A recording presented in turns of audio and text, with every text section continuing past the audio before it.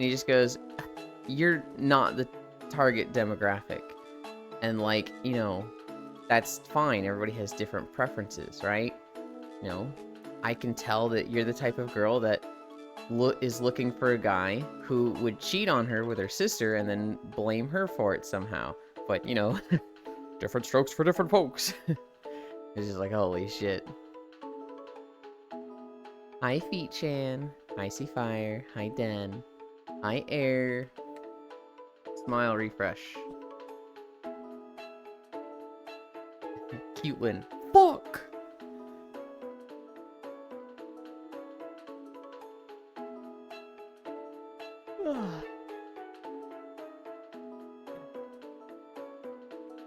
Hi, Smile. Refresh what? I just needed to know that, like, you were here so I could say hi to you. Air wanna go chow hunting now. Hi, Lost One. Refresh D's nuts in your mouth. There you go, Smile. Get on that.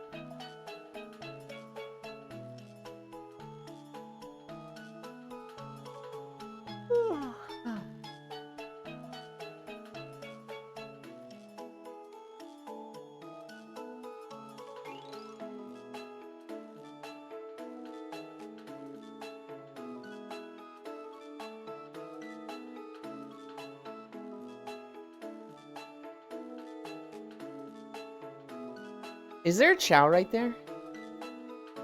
Okay. They make a lot of noise, so I turned them off. Because they drive me crazy. So, I just saw you sink to the ground and, like, air pats. And I was like, what?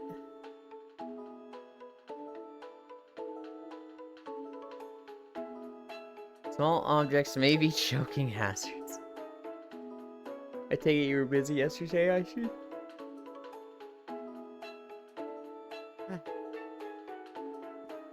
In a moment. Hi, Pixel.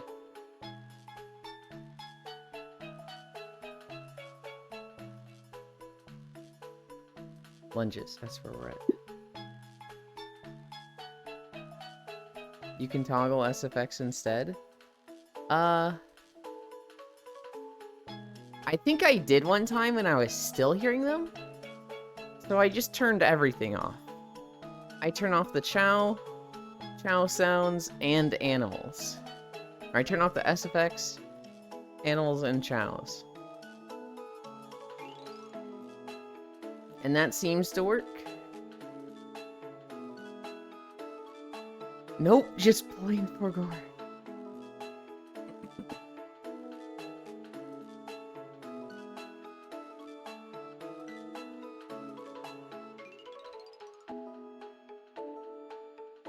Tourniquet choker. Huh? I'll try and hit you up after 6 my time. If not, message me when you're ready. Hi, Nyashu.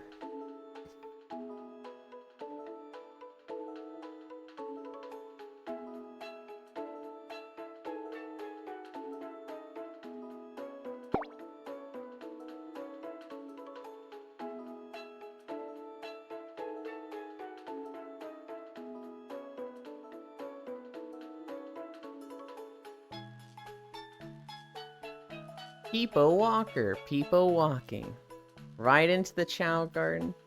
Very cultured. This map is awesome, Nyashu. If you haven't been here. It's got the Chow Garden. It's got the Hero Garden. It's got the Dark Garden. It's got the Kindergarten, and then it's got just 3 random areas, but... I fucking love the Chow Garden. So anyway, the big conch I got for you says it's time for me to go to bed. Good night. Clock. Good night, Smile. I don't know if that was a typo or intentional, but that's funny. Sleep well.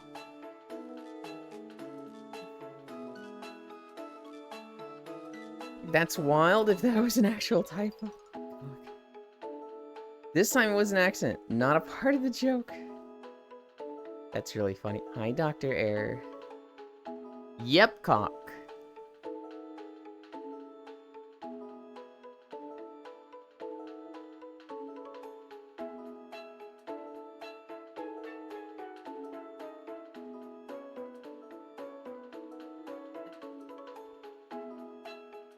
Got myself a chunky 64-ounce water bottle. That's a wild typo. Hell yeah. Trade offer. I receive a walk on my stream. And you receive comfy softer walk. What is a comfy softer walk? Please explain.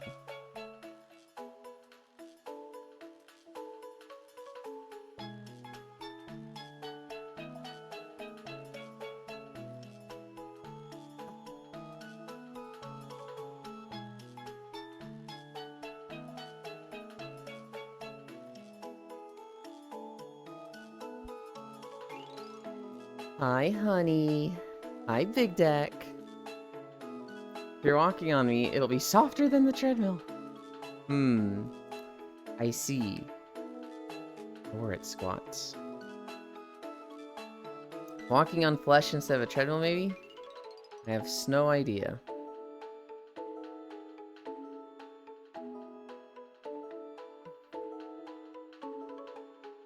One, 2, 3, 4.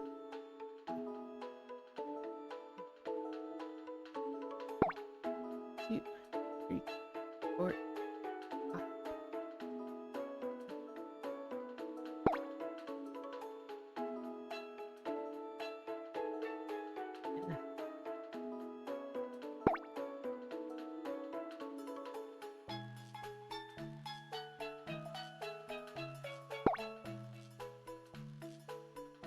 I had a fucking awesome dinner last night. My parents had had 2 friends over and they got like these giant 2 tri-tip steaks. They just got cut up into a bunch of slices and then put on a big plate and I was like, alright, everybody take as much as you want. Also me happy because I can build my PC as a school project and get a VAT of 24% off from the price. Hell yeah.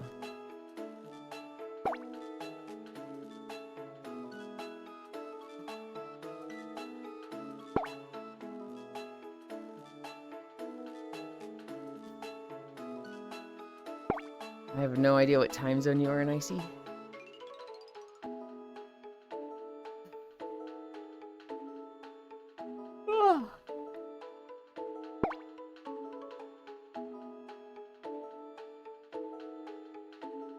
Okay. We have one more day. We have one more day until the shit plank. We have to have a nice, easy 3-minute plank. One last time.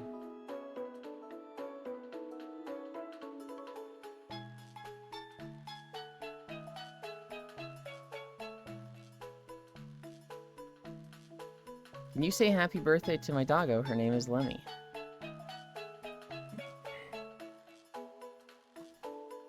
"8:30 start. 11:30 end. Happy birthday, Lemmy. Good girl. Good girl. Yes, the shit plank. Lemmy, CD's nuts in your mouth. Okay. Alright. Happy birthday, Lemmy. E.T. I actually thought you had a dog. Now I was happy to see dog pics. With like a little birthday hat, damn it.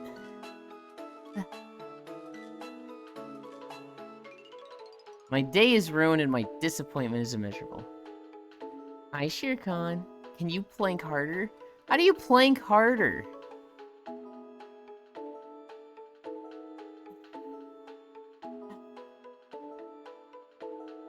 Hey, yo, Omega.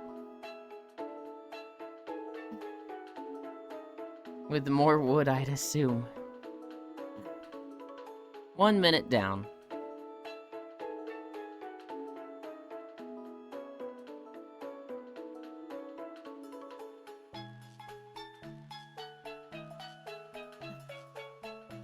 We should ban feet for that, in my opinion. You're laughing at it. You thought it was funny. Yeah, use a harder wood. Halfway there.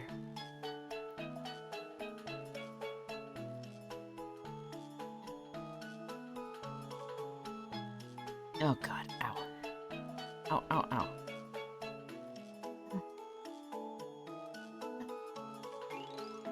Why is time going so slow?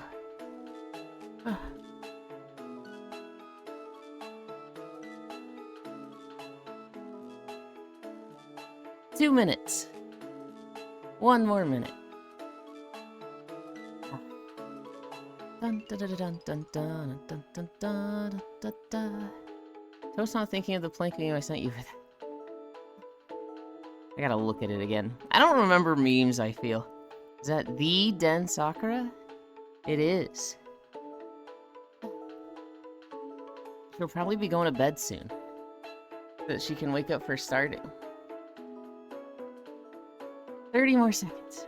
Oh, I didn't talk to Safi about. I'll do that after. Yeah. 20 seconds. Dun, dun, dun, dun, dun, dun, dun, dun. 15. So I was thinking. 9, 8, 7, 6, 5, 4, 3, 2, 1, 0.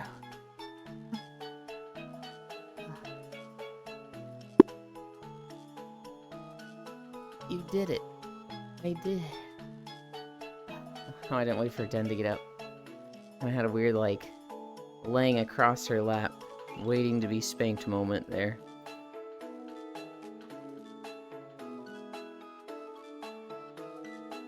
Yeah.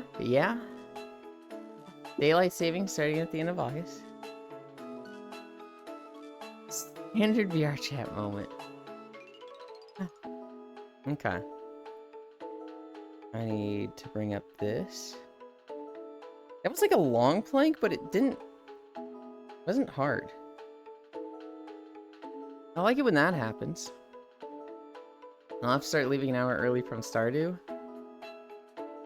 Is that an hour early from our 3-hour times or our 4-hour times? Rip Den's out. Hi, Global. Icy is not pleased. Oh, I forgot the thing.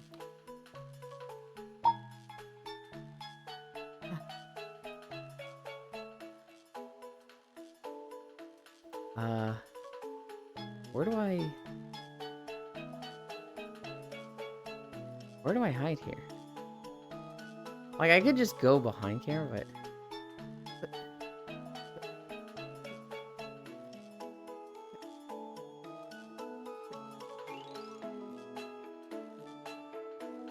Ooh. There. Now you guys can't see me.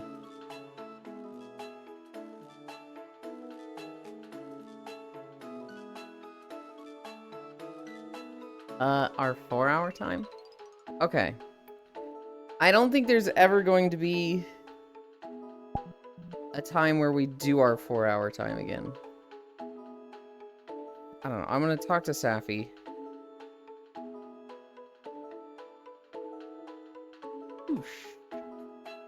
And I'll be like, alright, what should we do before we stop playing Stardew?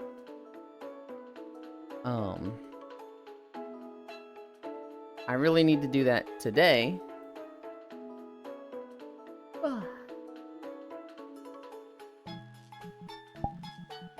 Goodbye, my beautiful Chowguard music. Hi, Freya. And then we'll start walking. For Alice.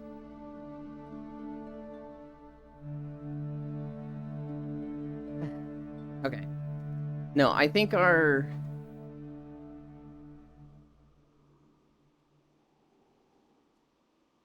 I need to talk to... Here's what's gonna happen. I need to talk to Icy. I need to be like, Icy, we're thinking of wrapping up the playthrough. Icy? We need to talk to Safi.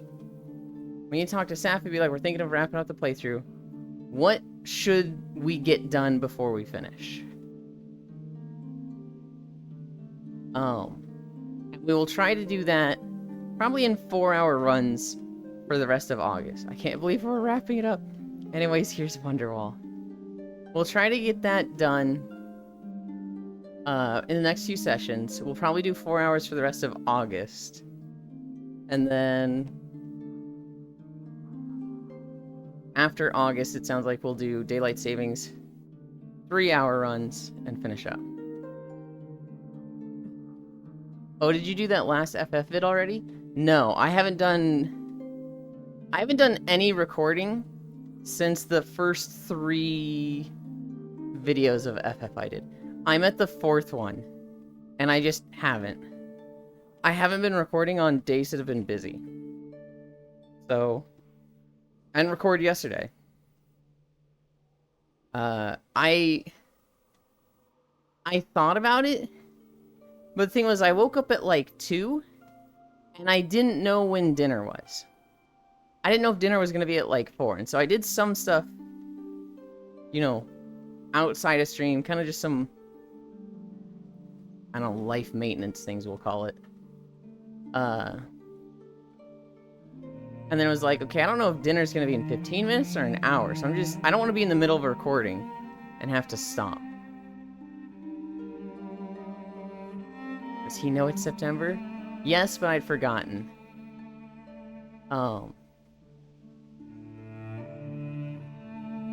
I was thinking Daylight Savings was at the end of September. You know, that had me being like, oh, we're starting in August. But I'm like, wait, no, Global's right. We are starting September. Time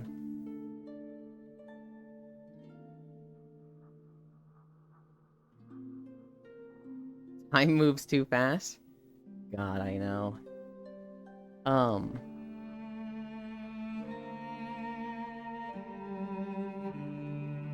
Once dinner happened, then it was Planet Crafter almost until I went to bed. Which is good because I want to play Wilds. Life maintenance. I den the better mod. What are you implying there, Dr. Error? What do you mean by that?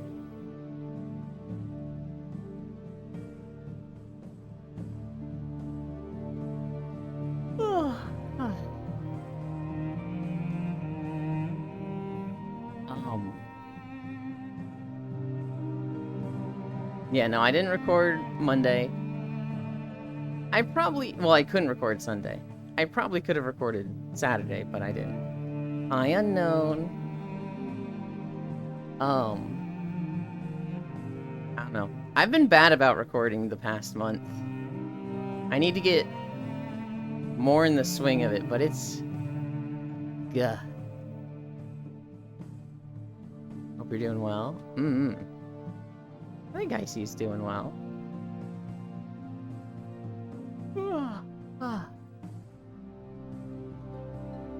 I don't know. I'm thinking on yesterday, I'm like, what the fuck did I do yesterday? Felt like a whole day just... nothing happened. Nope, actively dying, just despite what Ewan just said. Well, everybody's dying. Wilds? Monster Hunter Wilds, Huntera. Life just be busy sometimes? Yeah, Monster Hunter Wilds is like... I want it now. And they're fucking, like, teasing us so hard. They keep, like, having game demos at different conventions. I'm implying that I have no understanding for taking care of yourself. Because I am a god. So I may have difficulties finding normal ways to express things like eating. Okay, dude. You talking like it was out already? No, we want it to come out, and so we're glad time is moving fast, so we get to the release date sooner. So I knew about the game ticks attached to frame rate, but I didn't know about the plethora of other bugs. Holy shit, Den. Did you know that the spawn rate of enemies is tied to frame rate? That one's wild to me. That's the one that's like, I can't handle this. Sadly, we can't play Wildstar, so I could bully Ewan for liking it. Where the fuck did that come from? What? Why did I just take a stray bullet out of nowhere? in Seekers of the Storm. Yeah. Yeah, the woolly tier list of bugs is just like, holy cow. I can't wait for time to move faster so I can die sooner. Y'all need, like... Y'all need to find something that sparks joy. But we don't even know when in 2025? We do. It's in February. Because wilds. We have a release date, Huntera. Did you know that the new coin item that splits damage in the kill counter whites makes Mithrax invincible? I did. It's specifically tied to a logic loop with Mithrax. So if Mithrax steals that item... Or no, if Mithrax is waiting on a condition to happen, the white coin item is dependent on that process finishing, but that process can't finish if he doesn't have, like, certain conditions. So it's like, you take damage, and then it's like, it needs Mithrax to, like, you know, if he has an item that's like, on kill, this happens. Well, if that can never happen, it just freezes him and he can't take damage. That plugging in a second controller on console for split screen deletes your save? Yup. Imagine being an Xbox player. Seekers of the Storm comes out, and there's a bug that doesn't let you interact with the menu for 3 days. You literally just can't play the game for 3 days, because you can't click single player. On day 4, it finally gets patched, and you're like, oh boy! And your friend comes over, and he plugs his controller in, and your save gets wiped. Like, everybody's kind of taking the L with all these bugs, but holy shit, Xbox players are getting shit on.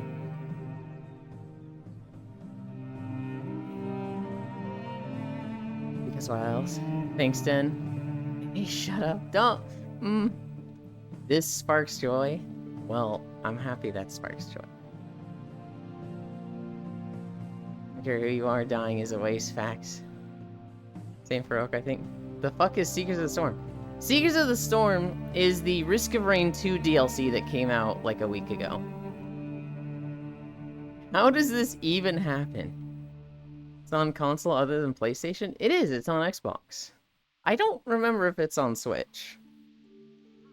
Yeah, I saw this skit on Twitter now. Oh, thanks for what? The save you don't have because you couldn't play gets wiped? Oh no, Seek D's.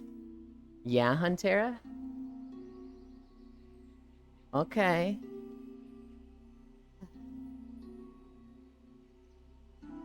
I mean, fuck Xbox.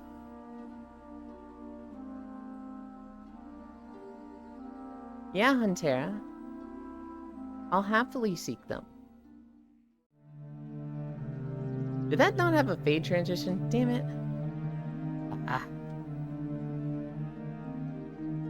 They're gonna be east because you stanky. Got him.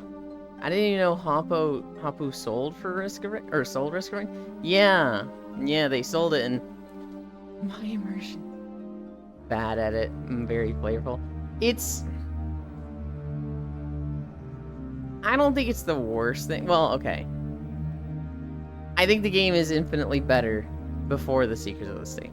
Maybe not infinitely, but before all the frames per second stuff, I still have a lot of fun with Risk of Rain 2. And I think it'd be in a better state before Seekers of the Storm. That being said, I have had a lot of fun with Seekers of the Storm. And the way I've been saying it is like, without Seekers of the Storm, I don't know when the next time I would have played Risk of Rain. It kind of just would have been like, you know, a game maybe I play one day a year. But with Seekers of the Storm, it's like, oh, I feel like dropping 50 hours on this. So, like, I don't know, I'm playing it more. Even though it's a bad DLC, I am playing it more.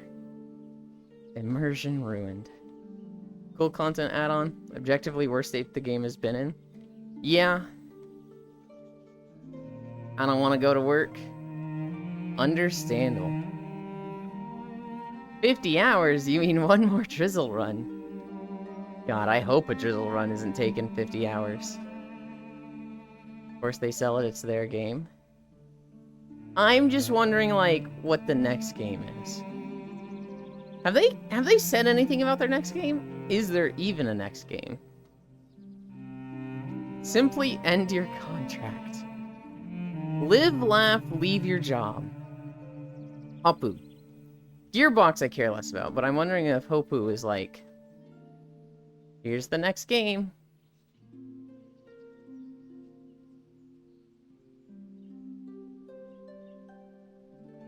But they pay $170,000 a year. My wife can't support me from her coffin. Should just start selling patches? Holy cow, I'm the best businessman in existence. Alright, guys. Clearly, Pixel is cut from the same cut of cloth as EA. That one CEO at Unity that wants you to buy reloads in a game. So, put him down. Just, you know, get your last picture with the alpaca and then, you know,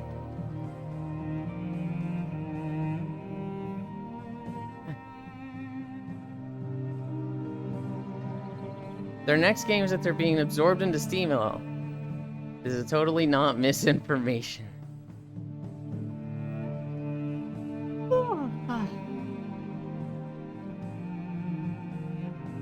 That's old news. Hi, North Prince. Chat, do this.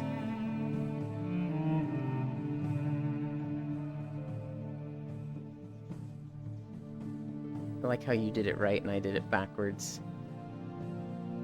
Wait, no, okay. You matched the thing. I matched it if I was facing stream. So I guess in a way we both did it, right? Wake up, Samurai. We have a mile to walk. 5 to complete the minimum. Yeah? I'm dying inside. Wait, no, how does perspective here work? I mean, so here's the thing. Is the pot guy facing away from us or toward us? I think he's facing toward us based on his feet. But you can't go by his face. There is none. Oh no, stop being so cute, Den.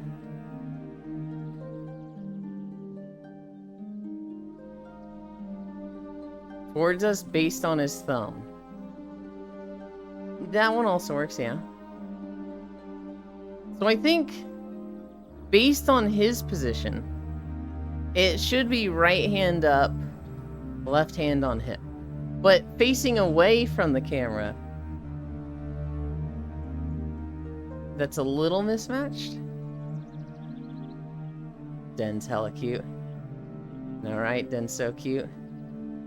I can't stomp if I never started. You didn't really start, you were just born that way. Not a choice.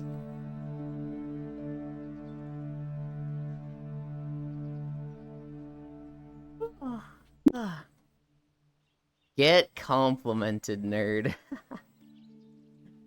I didn't even do a round of Risk of Rain yesterday, now that I think about it. Maybe that's what I should have done while I was waiting for dinner. Should have done a round of Risk of Rain and just paused it. Den is W Skibbity no glaze. I heard end the alpaca. Leave my sweet kawaii llama be. Freya, did you see what the alpaca was suggesting?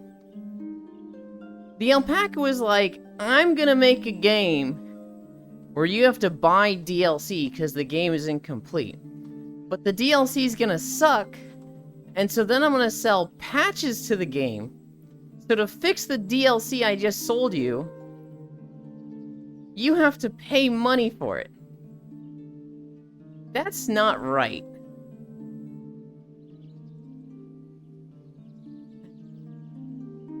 I don't care, I must protect the sweet bean. I got my Prime Meridian Merc? Oh, hell yeah. When are we gaming, Ewan? Probably after Stardew. Wait, do you have work after Stardew? then after started. I wanted to play more WoW last night, but it was 12:30 a.m. when I stopped. It was like 2:30 a.m. when I stopped. What? Selling patches? That's what the alpaca suggested. That's what the alpaca was like. I'm such a brilliant businessman. Sell them a DLC, sell them the patches. And that's how I'm like, fucking put him down. Take one last picture with him, everybody.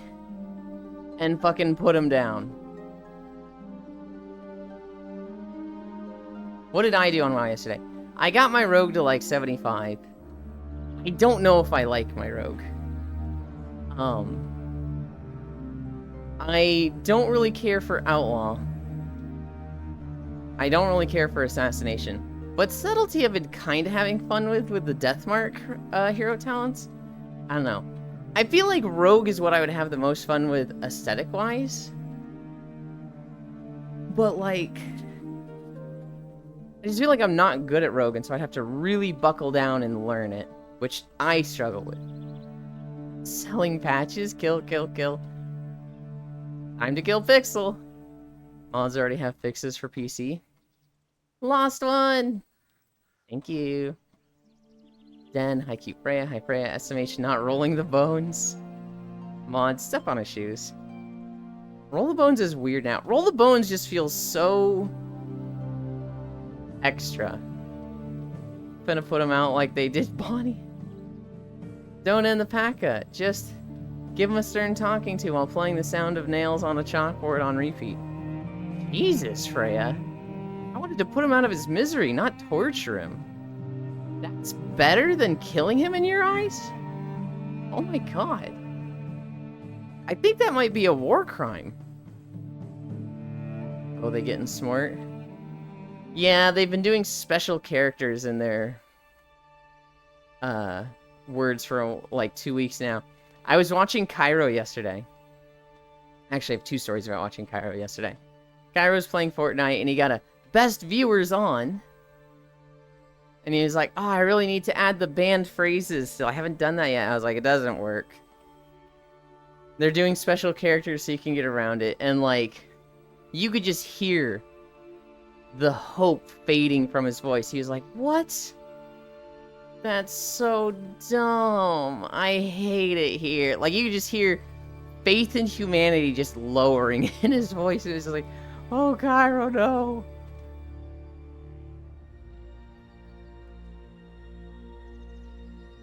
Oh, they get smart. He won't learn from his mistakes if he's dead. I vote 20 rounds for 30.06 from a bar. It is war crime. We love war crimes around here. Don't believe me? Play RimWorld. They're embroidered. God damn it. So I decided to make an orc shaman on a whim. Not gonna lie, it's really fun to be shaman. But with the Firestorm private server I'm playing on, costs basically no mana to spam pretty much all my spells. Oh. I don't know if Freya does torture like Mary. Jane, that could be fun. Grace of Venice hot. Oh, it's right then. Hi.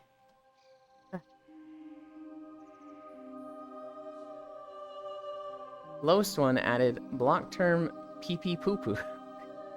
Hi, Juice. Then actually added that link is a banned term. Doesn't work, never ban any terms at all. I did add banned terms, fuck you. I don't think Elon knows what 30.06 is. Or what a bar is. I don't. That sounds like gun stuff.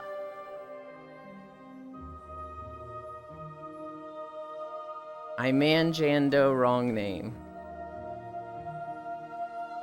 Oh. I know Fred does torture like Jane Doe. That could be fun. Okay. Yeah, Jane Doe had another video that's like, Jesus Christ, woman. I'll try some wildcards and SE filter, maybe. The other thing from Cairo stream. So watching Cairo play Fortnite yesterday. And, I guess they were talking about, Raven Team Leader. And Cairo's like, oh yeah, the whole internet's horny for Raven Team Leader. Even Euland, who's never played Fortnite, knows who Raven Team Leader is. He's enough of a gooner. I would bet money he knows who Raven team leader is. And I'm sitting here like, what the fuck is he talking about? I don't know any characters from Fortnite. And I was chat like, I have no idea who Raven team leader is. Then I Google it out of curiosity. And it's that character I see in porn all the time. Ah. I do in fact know who Raven team leader is. Never mind.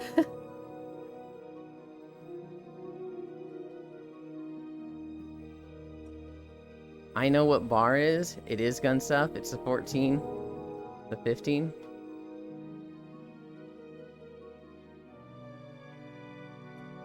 Lost one. Actually, I don't know which mod's doing it. But thank you.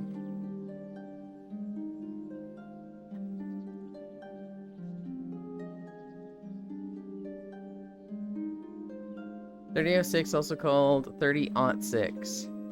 Fired from the M1 Garand, the Browning automatic rifle bar, big ass round. Lurk. Oh, right. Den is doing it?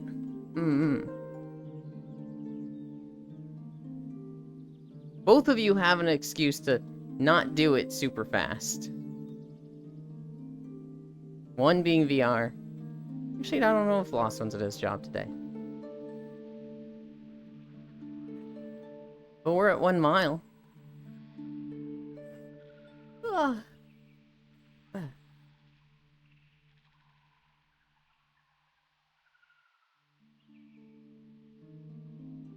It's one of those things, Den, where, like, I just don't think you can... You can add the link as a banned term, but they're just getting, like, new short links. I almost wonder if, like, there's somebody watching right now that's just like...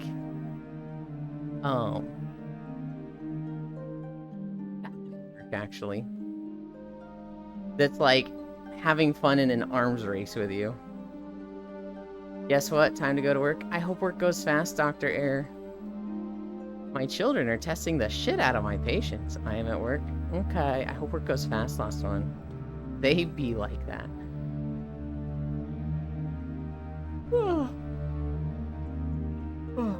At least for now, since they're using the same link, yeah.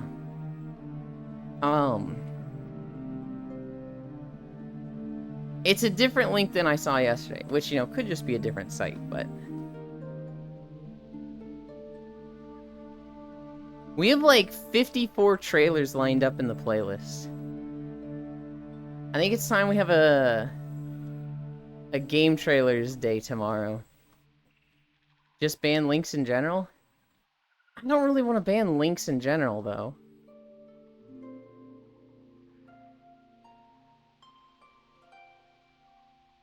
I go to the main room and see milk spat all over my desk in the window. The laptop is on that desk? No! Which is weird that Automod didn't stop the first bit.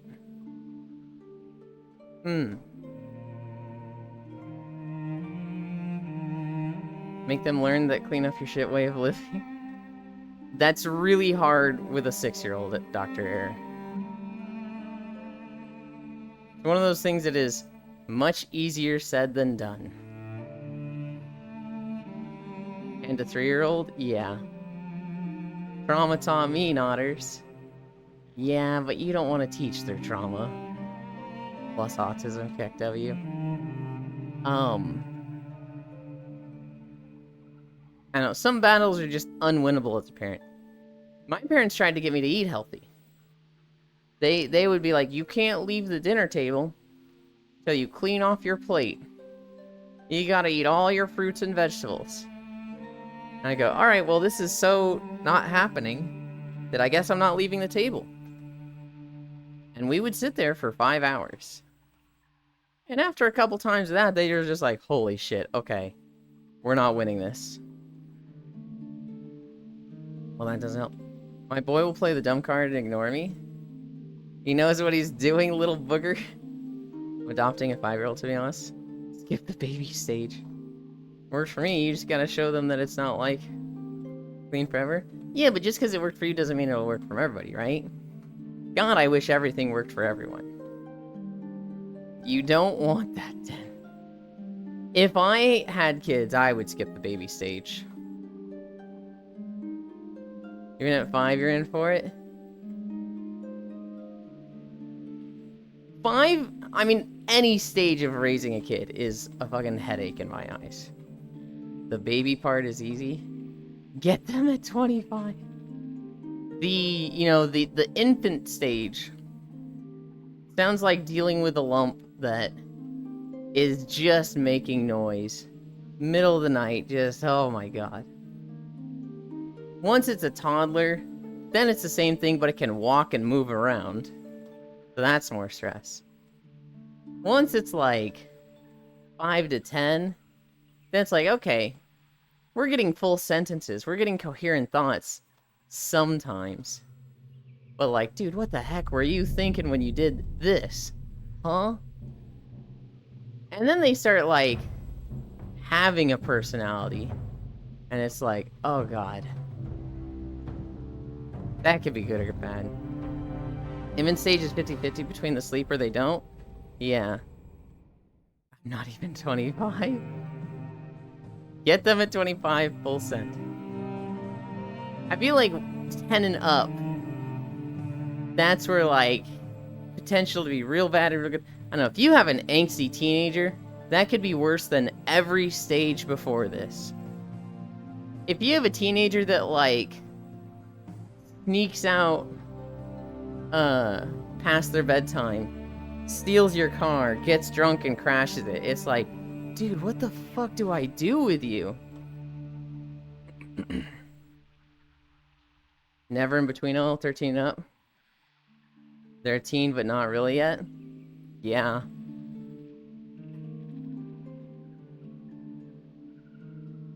I know.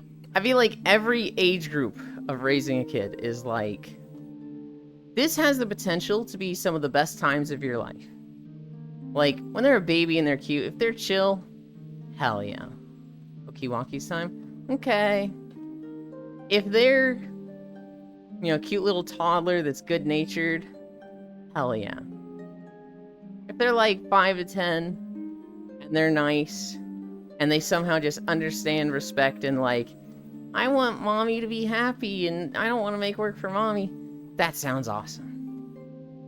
And then a teenager that's like chill, wants to play video games all day, doesn't want to like cause problems, hell yeah.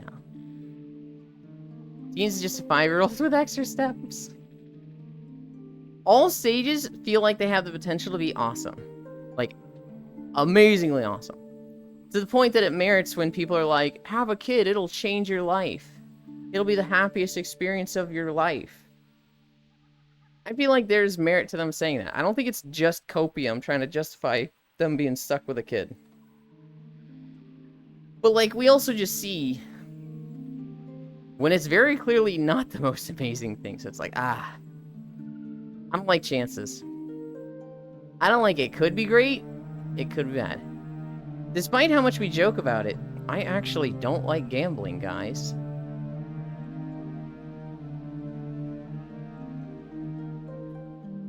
Hi, Yuki.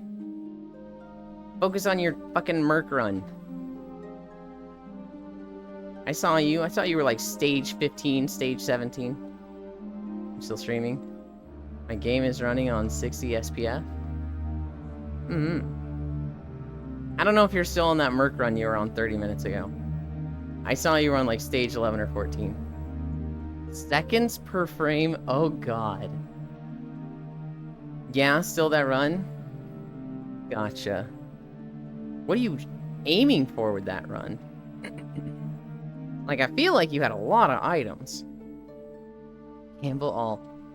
That's some strong sunscreen. I did see SPF and thought of sunscreen.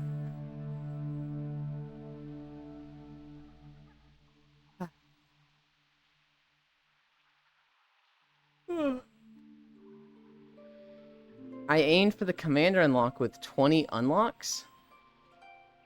20 stages? Wait, huh?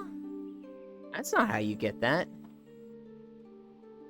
If you want 20 stages with commander, you just Well, ideally, you turn on the artifact that's like, you get loot from kills, and you just start the teleporter at the start of every stage. Otherwise, it's gonna be a 3 to 4 hour run. I need a drink.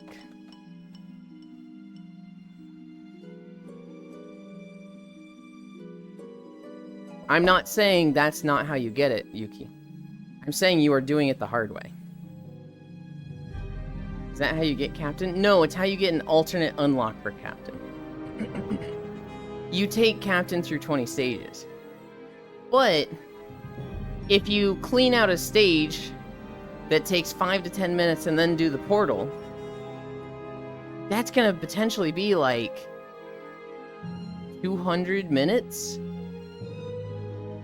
And that's a long run. That's more than 3 hours. And that's gonna... You're going to get to the level of scaling where things can one-shot you no matter what. And so, the better way to do it is to turn the artifact on that kills drop loot and run straight to the teleporter. It crashed. You also run that risk. Turn the artifact on, Yuki. Turn the artifact that kills give loot. Hang around until you have 1 or 2 pieces of loot on the first stage, and then fight the teleporter boss. If you're confident, fucking kill him without loot. And then just start the teleporter right away each time. It'll go way faster. You will not be dealing with crazy scaling. Already have it. I was trying to get the false sun. What? You just said you were trying to get 20 stages with Commander. Or I guess you got it this run? How to get Captain, just do Monsoon. Oh, I'm doing that as well? I am having so much trouble following you, Yuki. I got it with that run. I was like, at stage 23. Okay. Then yeah. The easier way to do that is with the artifact and just run straight to portals.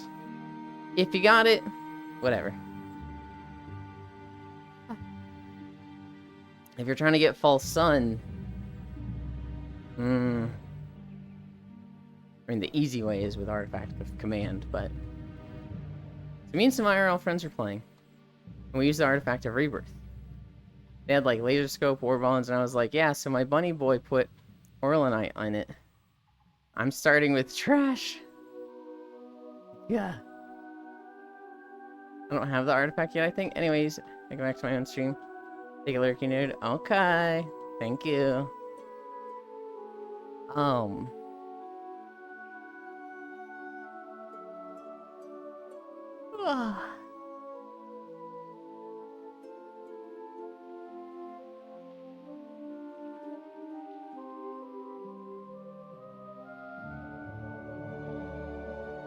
Wait, hang on. So I'm having trouble fully understanding that, Den. We didn't know, but like I knew? I'm forgetting what the artifact of rebirth does. And I'm not entirely sure what you mean by bunny boy.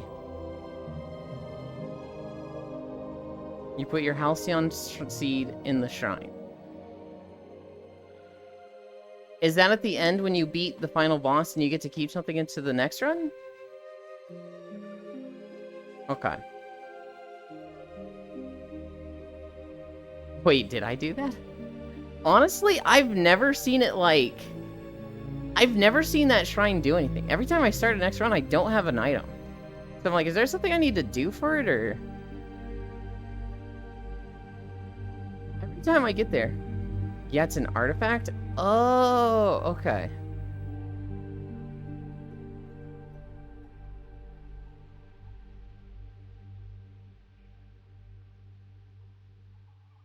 Oh, wait. Wait, so the last time we played, I put the Halcyon seed there. So when you played with the... Oops. That's funny. Okay, so you have to... Okay. That explains that. Wait, so I put the Halcyon seed in, and that's what your game remembers as the last item put in. That's tragic. I don't know what I've put in since then. I've put in like 5 things since then. I've been like, maybe I'll see this next one. No? Okay.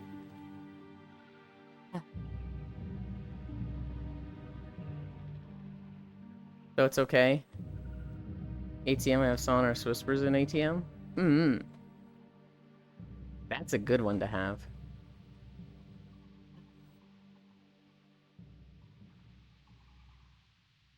I need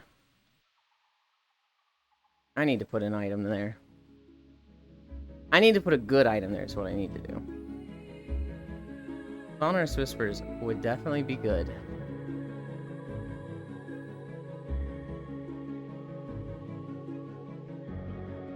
Artifact of Sacrifice without the downside? Yeah.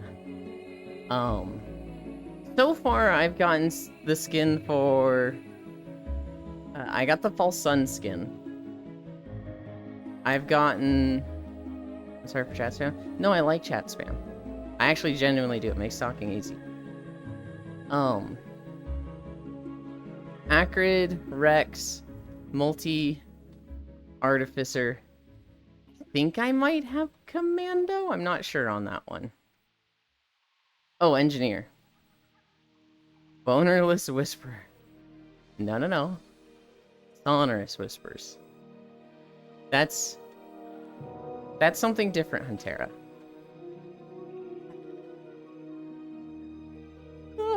I don't think I have the Commando one. I think I've tried 1 or 2 runs with the Commando, and stuff always goes wrong. So, like, I won't get a green portal, or just the run is starting really rough. Yeah? Uh-huh.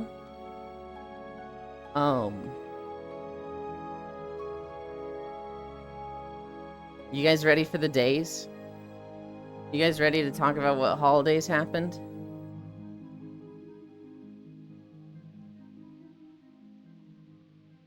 Sonorous is what is that word?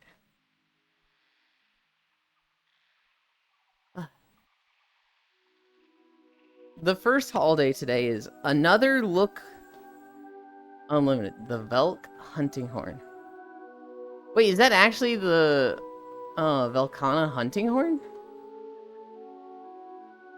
How do you remember that? Den spam is cute just like Den.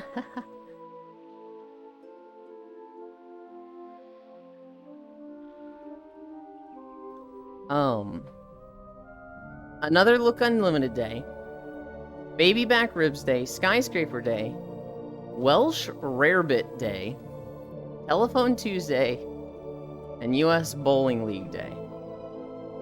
So there's basically nothing cool happening today. US Bowling League Day? Sure. Telephone Tuesday? I guess today is the official Telephone Tuesday. Like, every Tuesday is Telephone Tuesday, but this is, like, the Telephone Tuesday. Hi, cute small one. Nuh-uh. Welsh Rarebit. I aired Paragon. This isn't anything special. Rarebit is just a weird way the Welsh people say rabbit. It's the same thing as National Rabbit Day for Welsh people. Skyscraper Day. Sure. Baby Back Ribs Day. This is probably the best one. Everybody likes baby back ribs, right? Another Look Unlimited. So this is one of those holidays that I was like, I see that name and I'm like, that's stupid. What does that mean? And then I look at it and I'm like, okay, that's kind of a good message. Another Look Unlimited is a day where you go through your house and you just give it another look. And anything you haven't used in a long time, you ask yourself, do I need to keep this? And you just clear out some of your house. It's like an anti-hoarder holiday. Chili's Baby Back Ribs. Yeah? I don't know. That's a holiday that I'm like, that's kind of a good thing. Not necessarily wholesome, but like, Yeah. I do that every now. I don't do it like every year, but like every 3 years I go through all my stuff and I'm like, when was the last time I used this? I remember I had this recorder I kept in my sock drawer. It was literally from elementary school. Like when we played Hot Cross Buns. 4th grade. And I remember I just kept it in my sock drawer the whole time. And I was like, I found it recently and I was just like, why do I have this? Am I keeping this for like, so I can be ready for recorder practice? This is literally, there's zero reason for me to have this. I always keep my house clear pretty much so nothing to toss. That's good.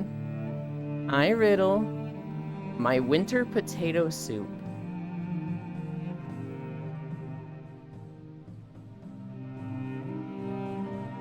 I know. I had that recorder for a really long time.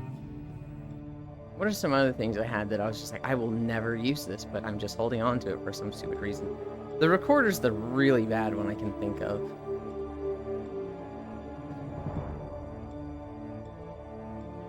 I can't really think of anything else. I don't get a lot of stuff. I don't like constantly get presents. Not presents. I don't constantly like get like, I don't want to say presents or gifts.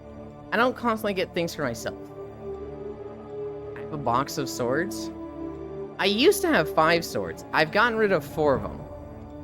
I've kept one as like a beat stick for home defense. Just play the recorder for chat, Ewan. See, but those are good to keep. You guys have swords? I have a dull replica sword that's like a bleach replica. So the, I'm forgetting his name. But the captain that's, the ice kid. He's like the youngest captain in history or whatever. I thought he was cool as a kid, I guess. And so I got a replica sword of his Zanpakuto. The Kyorinmaru. I remember the sword name. Does every Aussie Kiwi just have a box of swords? It's funny.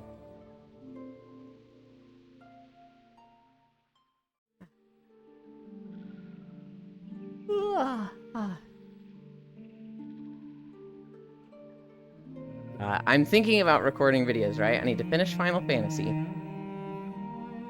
I need to fucking do the new zones in WoW. The new zones in WoW might be like 2 to 3 hours. Especially the 3rd and 4th zone. They're so big. Einondary. Those zones are so fucking big. I want a zombie go boom sword or a cold steel one. What is a zombie go boom sword? Is that the specific name of a sword from something like COD Zombies?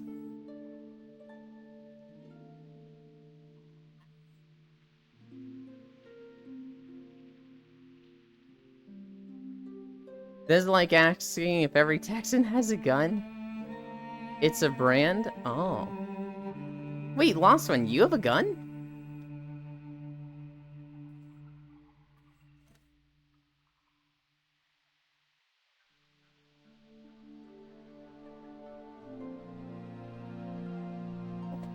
No?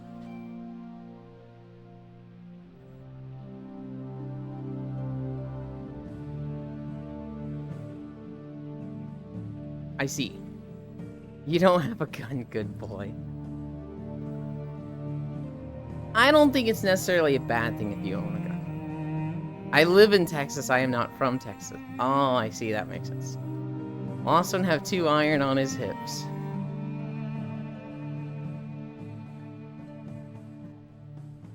I thought every American was just given one. Kafka spin.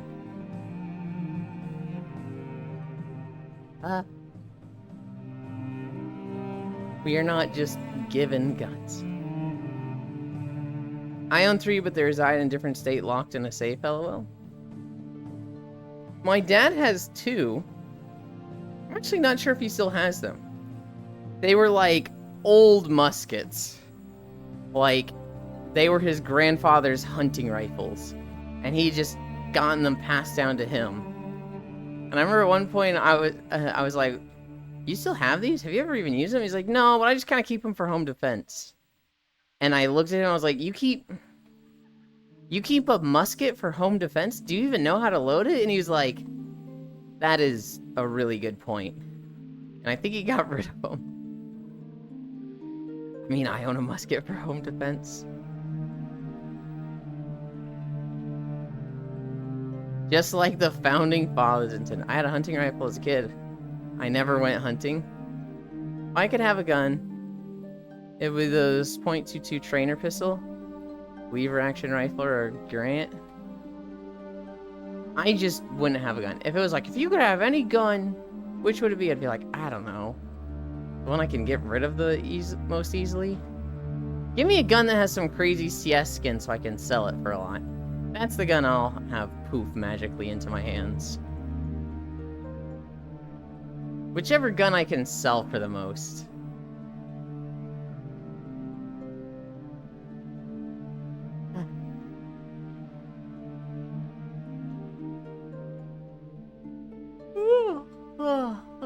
We played Planet Crafter yesterday. Get a 4-bore rifle. I played Planet Crafter yesterday with Senril. We got up to like 300, 350 GTI Terraformation Index. We are automating fucking everything. We unlocked drones last week. This week, we fucking put the drones in overdrive. We got tier 3 extractors. I replaced every extractor we had on the planet with tier 3 extractors. The drones cannot keep up with them. We need more drones or tier 2 drones. We built a car. The car is okay. The problem is the car would have been super useful when we first started. And now it's like, it's okay. I was a pretty good shot as a kid. I miss Planet Crafter. Yeah, we started in my Discord. We played for like an hour or two in my Discord. And then Core wanted to do a community night in her Discord. So we swapped over there. It's one of those things where it's like, I feel like I planned a community night thing on Monday night. And Core has also planned a community thing on Monday night. And she wants me and Sen to be there. And I'm like, well, why'd you fucking plan your thing at the same time as my thing? But like, she works. She works 9 to 5 and doesn't have that time, right? And so this is one of the few time slots where she actually can have a community night. So it's like, you know, I really shouldn't be looking at it as like, why did she do this at the same time as me? What the fuck? I should be looking at it as like, she works hard. Fuck my community night. I do enough community, well, I don't do enough community nights, but I do enough streams. You lost the contest? It's not a contest. It felt like I was being undermined. That's what it felt like, Icy Fire. It felt like throwing a birthday party, and then someone else plans their birthday party the same day. That's the feeling that it's like. And I'm kind of like, that shouldn't be the feeling I'm getting. Because she's just doing it. She's doing her YouTube premieres when she has time.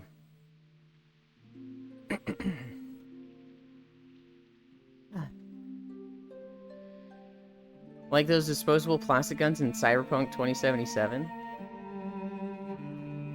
I want to play Planet Anything. Yulin, car set, trick divorce. Hardly. I touched a car in Planet Crafter. We lost the contest, hyper-competitive. Yulin, what the fuck, truly divorced now?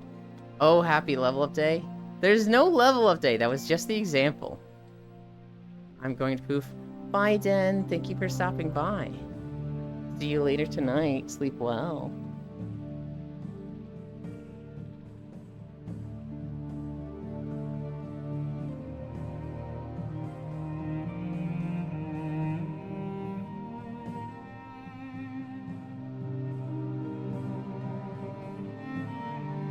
I'll see you tomorrow. It'll be tonight for me, but tomorrow for her. Bye, God bless. Bye, Den. Hello, Yulin. Hi, little fam. Is that the Lofa? It is indeed. Take care, best It's mom. me.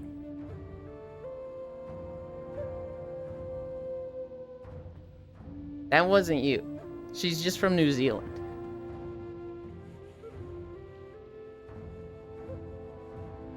So, Yulin, I come here to talk about the war within. Oh, good. Because I like talking about that. Oh, good. Oh yeah, have you talked about a bunch?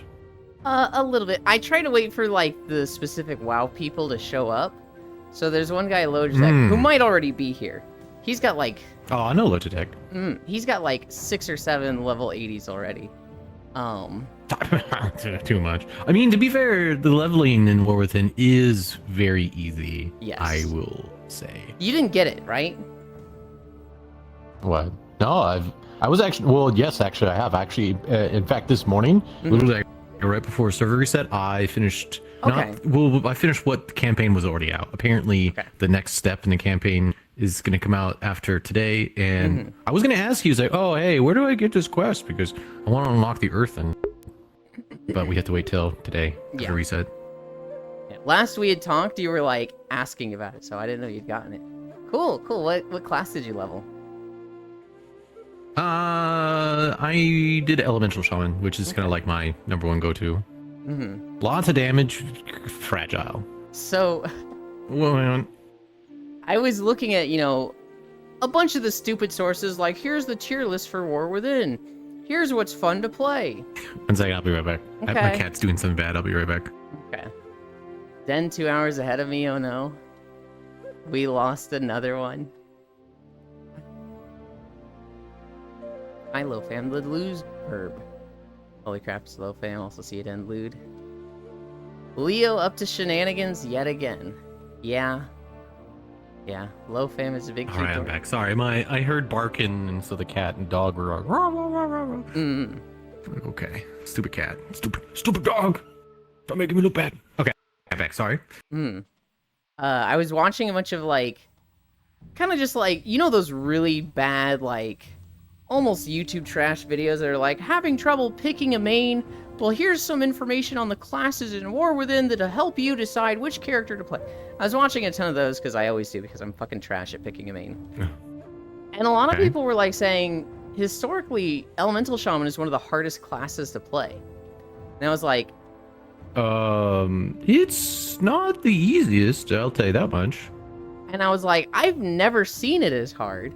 But at the same time, I've never fucking done well on it. And so I was asking people, and one friend, Willoren, he was like, it depends on how much... It depends on how much Maelstrom they're giving you.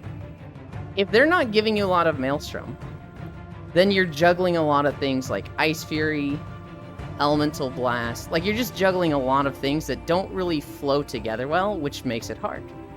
But when they give you a lot of Maelstrom, which they definitely were pre-patch, I don't know if it's the same now that we have War Within, you were literally just playing, hitting Lava Burst and Earth Shock. So it was a 2-button spec where it's like, nope, easiest thing in the game right now. It's like, oh, okay. I don't know if it's playing... Essentially, there's 4 different specs, essentially, within Elemental. I should be more specific. Okay. So you have the 2 big differences, which is fire and lightning. Yep. They'll essentially determine what rotation and spells you're going to be using. If you are lightning, you're doing Stormbringer. If you're doing fire, you're doing Farseer. I ran the fire route because I always enjoyed the lava bursts and all that kind of stuff, right? I like seeing whenever you go ascendant and you see all of your lava bursts go out to every single thing that's marked. I love seeing that, right? It's very visual pleasing. Yep. And in that particular regard, because I did do a good bit of mythic and raiding Elemental Shaman, the previous expansion Dragonflight. I will say that it feels better now. You have some things that are essentially covering for you that make things smoother. One, like my personal opinion, you have essentially a instant cast every single 30 seconds, which is pretty good. So if you're essentially like, if you make a mistake or you're doing burst, then this helps, because like, oh, I'm really low on Maelstrom, instant free cast, good to do what you need to. It's going to summon an ancestor, and then the ancestors, in my personal opinion, are really nice, because at that point, whenever they expire, they're doing a elemental blast, which you get the bonus for the elemental blast. Oh. So that's nice. So I know exactly, right? So you don't even have to run elemental blast. You should be running Earthshock, because they're running elemental blast for you, essentially. Like that's what's covering that for you, so you don't have to hard cast it. It just happens.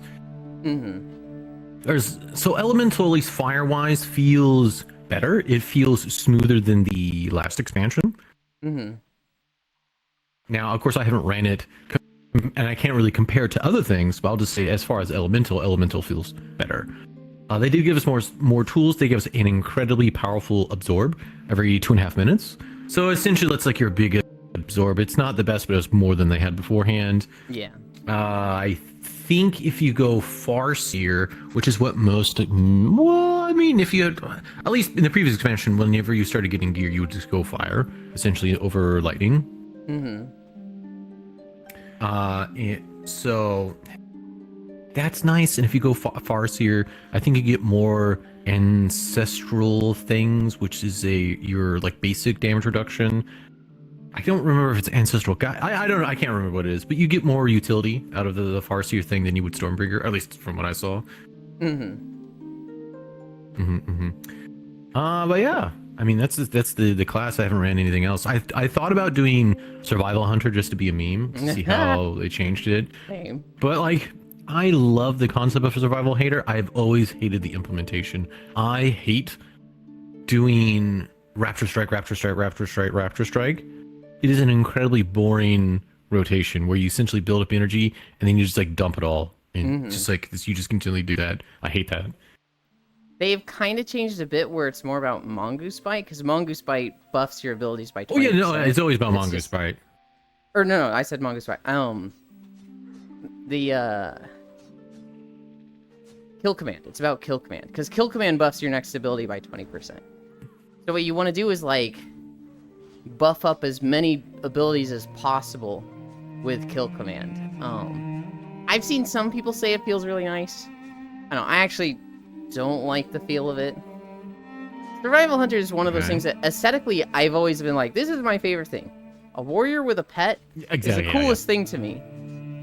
And I want to play that. But then I like play around with the rotation, I'm like, this does not feel good to me. Yeah, I've also always enjoyed it. It's like, hey, you're melee, you got a bunch of gadgets, you have like tools, things you survive, instead of just like brute force, you have other things to do. You know, you have your companion, and it's like always aesthetically been like 100% great. Has almost always failed as far as implementation of like how it plays, in my personal opinion. The first thing I leveled was Fury Warrior.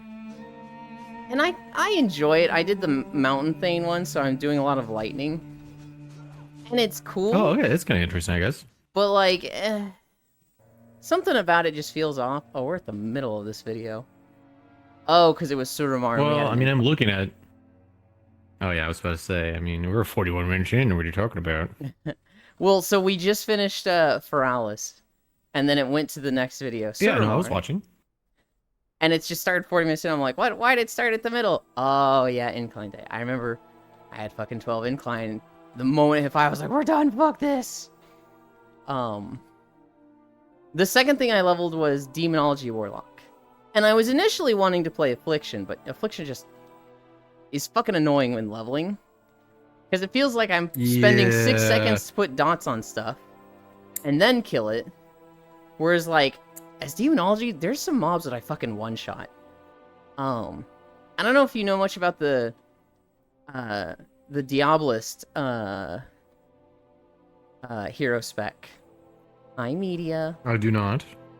So, every time you Hand of Gul'dan, you give yourself a dark ritual that has 20 seconds. When that 20 seconds times out, your next Hand of Gul'dan Gul'dan. Why am I saying Gul'dan? Your next Hand of Gul'dan will summon a very powerful demon that will use an ability. And every soul shard you use will reduce that 20 seconds by 1 second. So the idea is fucking chain through as many soul shards as possible so that you can get out these, like, powerful demons every, like, 12 to 13 seconds, right? You have a chance... That's more interesting than the previous version of Demonology. Mm-hmm. They still have, like, the standard Demonology with, like, Shadow Bolt generates a soul shard. Once you have 3, use Hand of Gul'dan. You've got your dogs every 15 seconds. You've got a big dog every 30 seconds. The 3 large demons you can summon, there is a Fel Commander, which is just a Felguard. And what he will do is he will just charge the enemy, slam the axe down in a big AoE hit that, while I was leveling, was hitting for like 500,000. Like, this thing would just near one-shot mobs.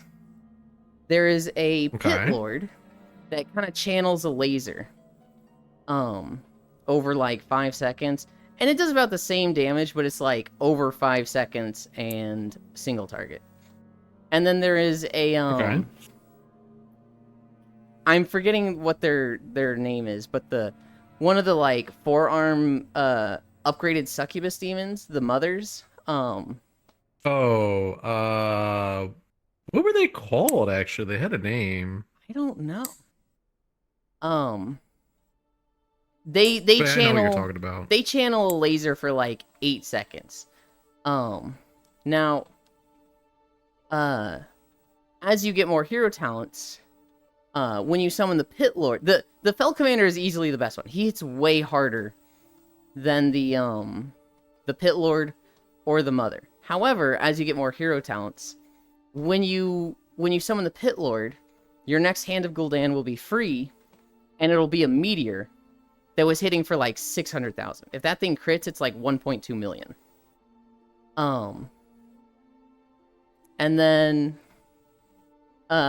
if you summon a Mother, your next Shadow Bolt will generate 3 Soul Shards, do AoE splash damage, and hit for like 500,000.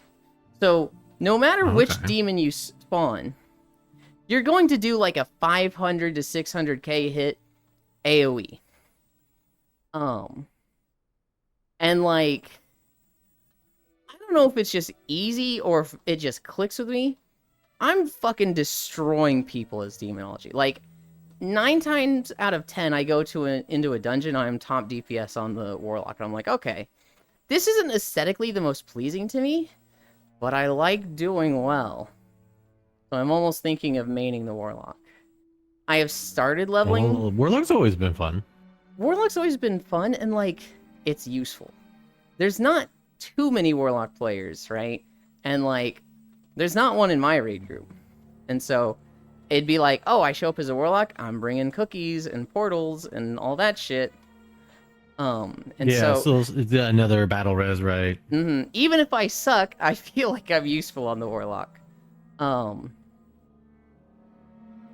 started leveling Subtlety. I mean, that's Druids, essentially. Oh, okay. Subtlety. Okay. Yeah. Subtlety feels really easy to level. Because, like, just the way Subtlety works with, like, Subterfuge and Shadow Strike, you, like, 2 to 3 shot any mob you look at. But on extended fights, like bosses in dungeons and raids, that's where I fall apart with Subtlety. I have no idea. Because you need to do managed cooldowns, essentially, at that point. I have no idea how to AoE on a Subtlety rogue. I just have zero fucking clue.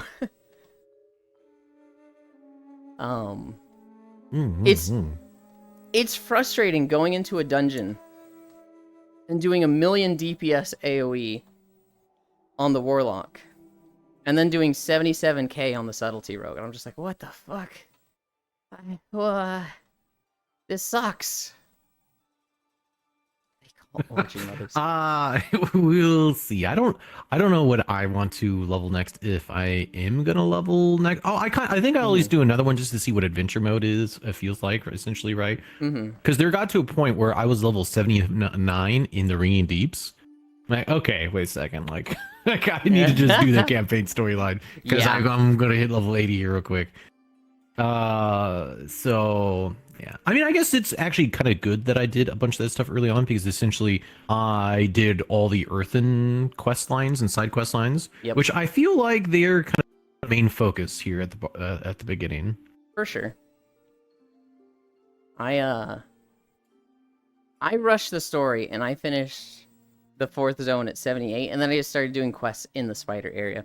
Which, by the way, I was like, this zone's cool. I think it's a clear winner that Hallowfall is the coolest zone. Then I started questing in the spider zone, and I was like, wait a minute. We've got a city. We've got a rebellion. We've got guards that say who goes there. Oh my god, this is It's Suramar Suramar. 2.0. Oh my god, this is the best zone ever now. I don't think it's a mistake that it's actually very much like Suramar. I think the storyline is also playing out also very similar to Suramar, actually. Yes. Well, I think it's just modeled after Suramar. I think it's just like, hey, people like Suramar, let's do that again. Let's do a rebellion. Let's do a, like, work your way up. I don't think they're going to do it as hard as Suramar did, in that it's like, this is a max level zone. This is a time gated thing. I think we have one patch essentially with Suramar. Yeah. No, Suramar. What is it called? It's like Anj-Kahet? Oz-Kahet. Oz-Kahet. I think it's AHZ. I think it's... I'm not looking forward to making a walking video there. Holy shit. I mean, you'll need like 2 because I think you'll have a lot of dead ends depending on how things go. I don't do them in one go anymore. I do, like, fade cuts where I get to a dead end, screen goes black, Yeah. then it starts up walking on a different road. I have given up on one cut runs Oh, because the one guy. Okay. because they fucking suck, and I was actually missing a lot of areas when doing that. I think it's very obvious that the second patch, well, the raid is in the spider area, right? Yes. Okay. I suspect that the second one will probably be in Hollowfall.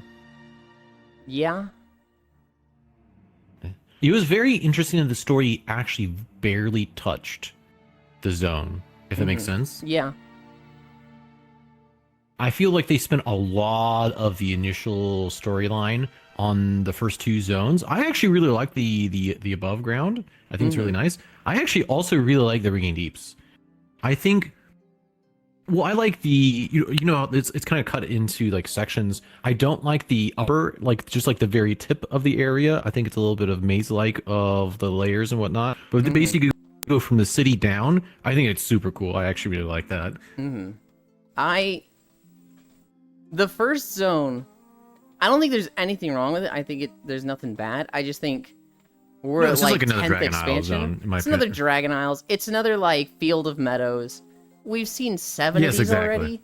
It's good. It's just it doesn't have this like It feels holy like- shit, I'm seeing this for the first time. It's like No, it was very much like was it Valley of Storms again, essentially? Yeah. Whatever it was called. Storm Song Valley. Storm Song Valley, yeah, that's the one. It's cool, it's good, and I like it, and I'm totally okay with spending the next 2 years there. But it's like this isn't gonna be my favorite zone. I don't know if it's gonna be anybody's favorite zone. No. The Ringing Deeps. No. I think the Ringing Deeps is I really like really, Ringing Deeps. really cool. But we just had Zarlet Caverns. I don't think it feels fresh for a lot of people. Certainly for me, I'm like, See, I didn't do that. I didn't really Ah. do that a whole entire patch. So, like, going into the Ringing Deeps, like, oh, this is really cool. You got, like, really lush areas. And then you have, like, the fog. Like, it's like, oh, yeah, this is pretty cool. And then, like, there's parts of the zone that are, like, completely automated. The story, I do think, the story of the Earthen, I think, is essentially in the Ringing Deeps, where it's kind of like, what if robots became mortal? Yeah. It's like, oh, okay, well, how would they react? What are they going to do? it's Well, it's not like they become mortal. It's more like they have an end, and they know they have an end, and they Yeah. can't like make more of themselves. So what are they gonna do? My favorite quest in the game, like in all of World of Warcraft, is in the Ringing Deeps. There's a Princess Mononoke reference there that like I just fucking love it, and I keep gushing over it. And people are probably like, "Oh my god, Which one? I did essentially all of the Ringing Deeps. So when you get to Opportunity Point, there is a part where they're like, "Hey, we're trying to do this mining operation here, but these moles and you have to kill the weird keep getting in the way." So you go and kill 12 moles, and they're like, "Those are bad." But there's like one big bad creature that's above all of them. It's like Ein Sehei or something, some weird name. He's like the Lord of the Forest. Yeah, it's a weird fucking deer creature. Yeah. Go get him, and so you go get him and bring us his head. So you kill him, cut his head off, you bring it back. There's the big ghost version of him. There's all the slime blood of his, and they're like, "Oh man, normally when you kill a monster, it's easy, it's less dangerous. This is crazy." I think they're following the head. Get the heck out of here with the head. Yeah, that's literally exactly line to line some stuff from Princess Mononoke. And then you stand on the rock and you hold the head up, and the ghost of the deer like slowly walks up and takes his head back. And then you go back and they're like, and then wow. he gets to be reborn. Wow, that was so crazy. We really need to learn to respect the danger and like power of nature. And then she's like, "Ha, just kidding. I couldn't keep a straight face, but for real, we're not gonna fuck with that guy anymore." And I'm just sitting there like, "This is Princess Mononoke." So I'm just like gushing over that quest. I've explained it like 4 times in chat now. I mean, the Ringing Deeps, I think so far is my favorite. Okay. I just can't be super interested in like what they're doing with a Hollowfall or whatever it's called, right? I just feel like if you want to do a Lost Human Kingdom, this doesn't seem particularly interesting to me, right? Like how are these humans more like with less resources, with more enemies, more like technologically advanced than humans in like the normal? Because essentially it's like I think what they're trying to do is essentially it was a split. And this is going to be like Anduin's thing, is where like he's probably going to reveal himself to be the king technically of these people. I mean technically is, right? Because he comes from the Arathi bloodline. So it's like, hey, by the way, I am actually your king, if that matters at all, right? So I don't know. I just don't think. I think it could have been more interesting for a Lost Human Kingdom, essentially. Hi, Gale. I'm wondering what the second raid would be. I kind of agree with you that it's going to be in Halifal. I'm wondering if it's going to be Kobus. Yeah. I wouldn't. I think there's going to be like a Kobus like element. Okay. Yeah. What I think is actually more interesting is that they made it very. There's like a couple. Did you do the fish quest? Yes. In Hollowfall. Yes. That is very interesting because it essentially puts. And there's actually on multiple occasions where they specifically did this, where they separated the Black Empire and the people who are running the Black Empire from the Void. As in, it's like they made very clear distinctions on that, right? So, for example, like the one with the fish, where you essentially are helping like the mind eater or the mind biter, whatever they call it, right? Yeah. And then it goes off with like the giant squid, which then so it's like, oh, so they're making a very clear distinction where these people they have their own agenda, and in the cutscene that essentially shown whenever you see the first Ascended, you're like, oh, this is once again a very clear break that, you know, these people are not just directly connected, like the Black Empire and like the tentacle monsters, what do you want to call them, right? I'm sure they have they were actually not just like the Void. They were their own entity. They had their own like things they wanted to do, right? So I think it's interesting that they're doing that. I think they're setting up for Twilight, because I think there's going to be sections of what we thought were the Void that we're going to be essentially asking for help against, you know, whatever forces. God, I'm so hopeful for Naga. God, I'm so hopeful for fucking give me the Naga! Give them to me now! The second raid, I feel like the options are... Who the fuck is the Emperor? There's a couple options. Is there more Halifal humans outside of that dungeon you do? I haven't done the dungeons yet, if that matters. I Okay. hit 80 yesterday, and I did the campaign essentially in like 5 hours. Okay.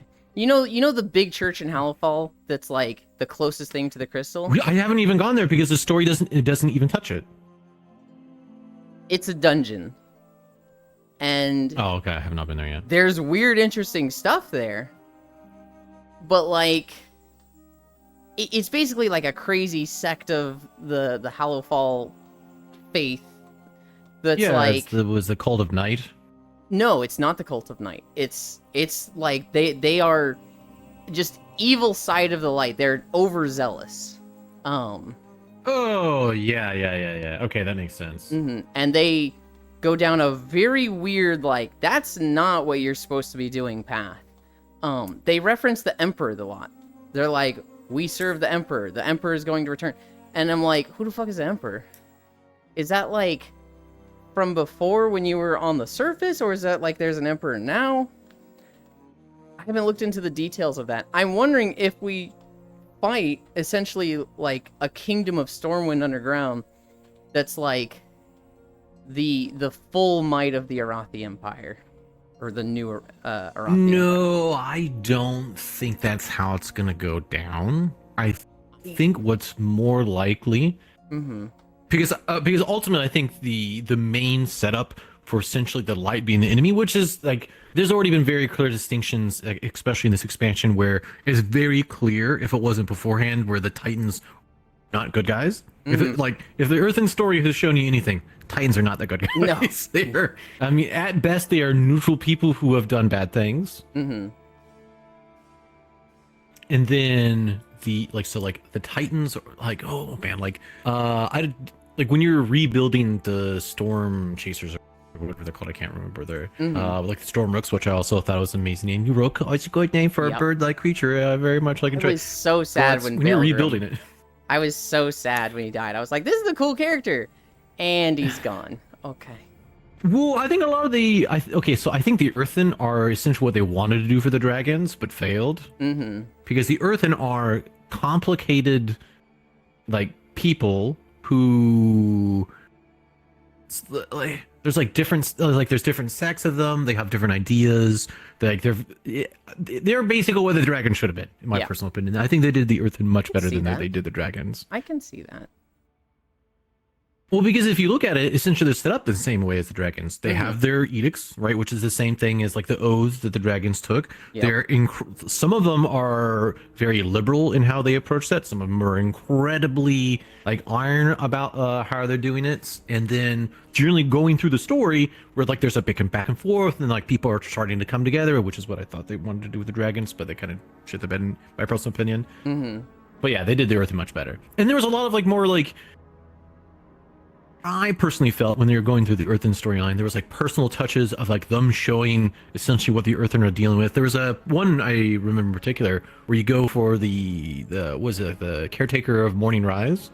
I might not have do you done remember this that one? No, well, so I didn't do a lot of the side quests. I've done a lot of the side quests in the Ringing Deeps, but there's like one more zone to do. I've done a lot of the side quests in the Spider area, but I'm probably like halfway done with that.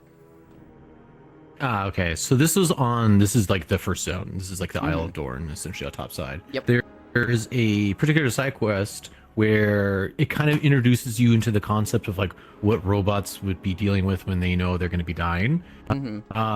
Right. Or they call it like termination, shutdown, like the final rest. Like there's like they have a number of stuff for it. Well, the guy who's the caretaker of Morning Rise is essentially a person who like helps people or helps the Earthen kind of deal with that they're gonna die, right? And he is the one dying, and so he has an apprentice, and he's going through, and he's like after the first couple quest lines, it's very obvious that he's like losing his mind. He's like not really recognizing people. It's kind of like this sad thing where you see this person kind of like fall into essentially like for us humans it'd be like dementia and like not really like knowing who you are anymore. And you go through the storyline. He has like this peaceful ending of like he goes to the shoreline because he always wanted to know what's past the Isle of Dorn, right? Because he always like he was adventurous. He wanted to go see stuff. So like he's holding a lantern. It's like, oh, that's like a nice touch. And then that kind of is once again redone in the Ringing Deeps when they had the friends who were Yeah, all dying at the same I time. did that so they one. set up like a pose. Yeah.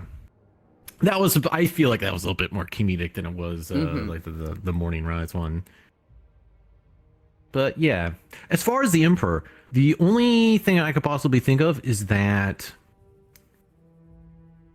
there could be a entity of light or that is essentially commanding them. Now, I have a couple ideas of what it could be.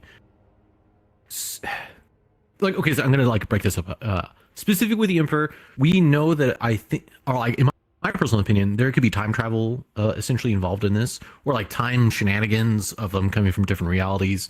Because I think they kind of set this up with this season of Discovery that you actually see the crystal fall, or something very similar to it. And what's her face? The Harbinger, Xal'atath, was actually investigating it. And that was actually in the season of Discovery. That was part of the actual storyline of season of Discovery. Is it essentially? I think they set up season of Discovery as like, oh, this is actually like an alternate dimension. Xal'atath is investigating what happened in the past, that kind of stuff. Or you're seeing what she did, going through the timelines. Which makes me feel like that it could be any like strong, light, connected character that we know of. Mm-hmm. In my personal opinion, this is kind of how I think the light's going to be set up as to be the enemy, is that Turalyon is probably going to be the guy who's the big, well, he's going to be like the patsy for the light, in my personal opinion, for the enemy.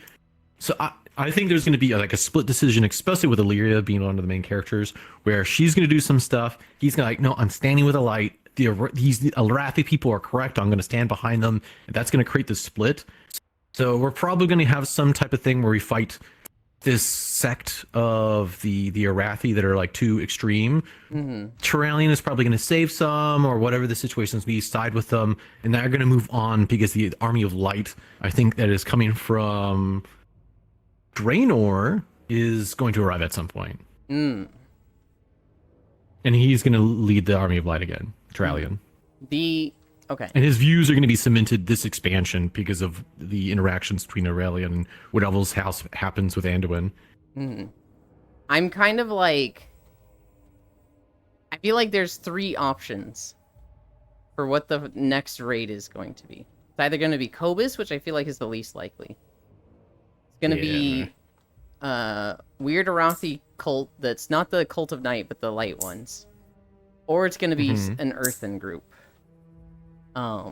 There are the ones, it can be so that where it's like a bigger vault that we need to go and save the Earthen from. But I feel like they've already kind of set that up as far as you've already kind of doing that in the Stone Vault, and you're already kind of doing that through the campaign, really.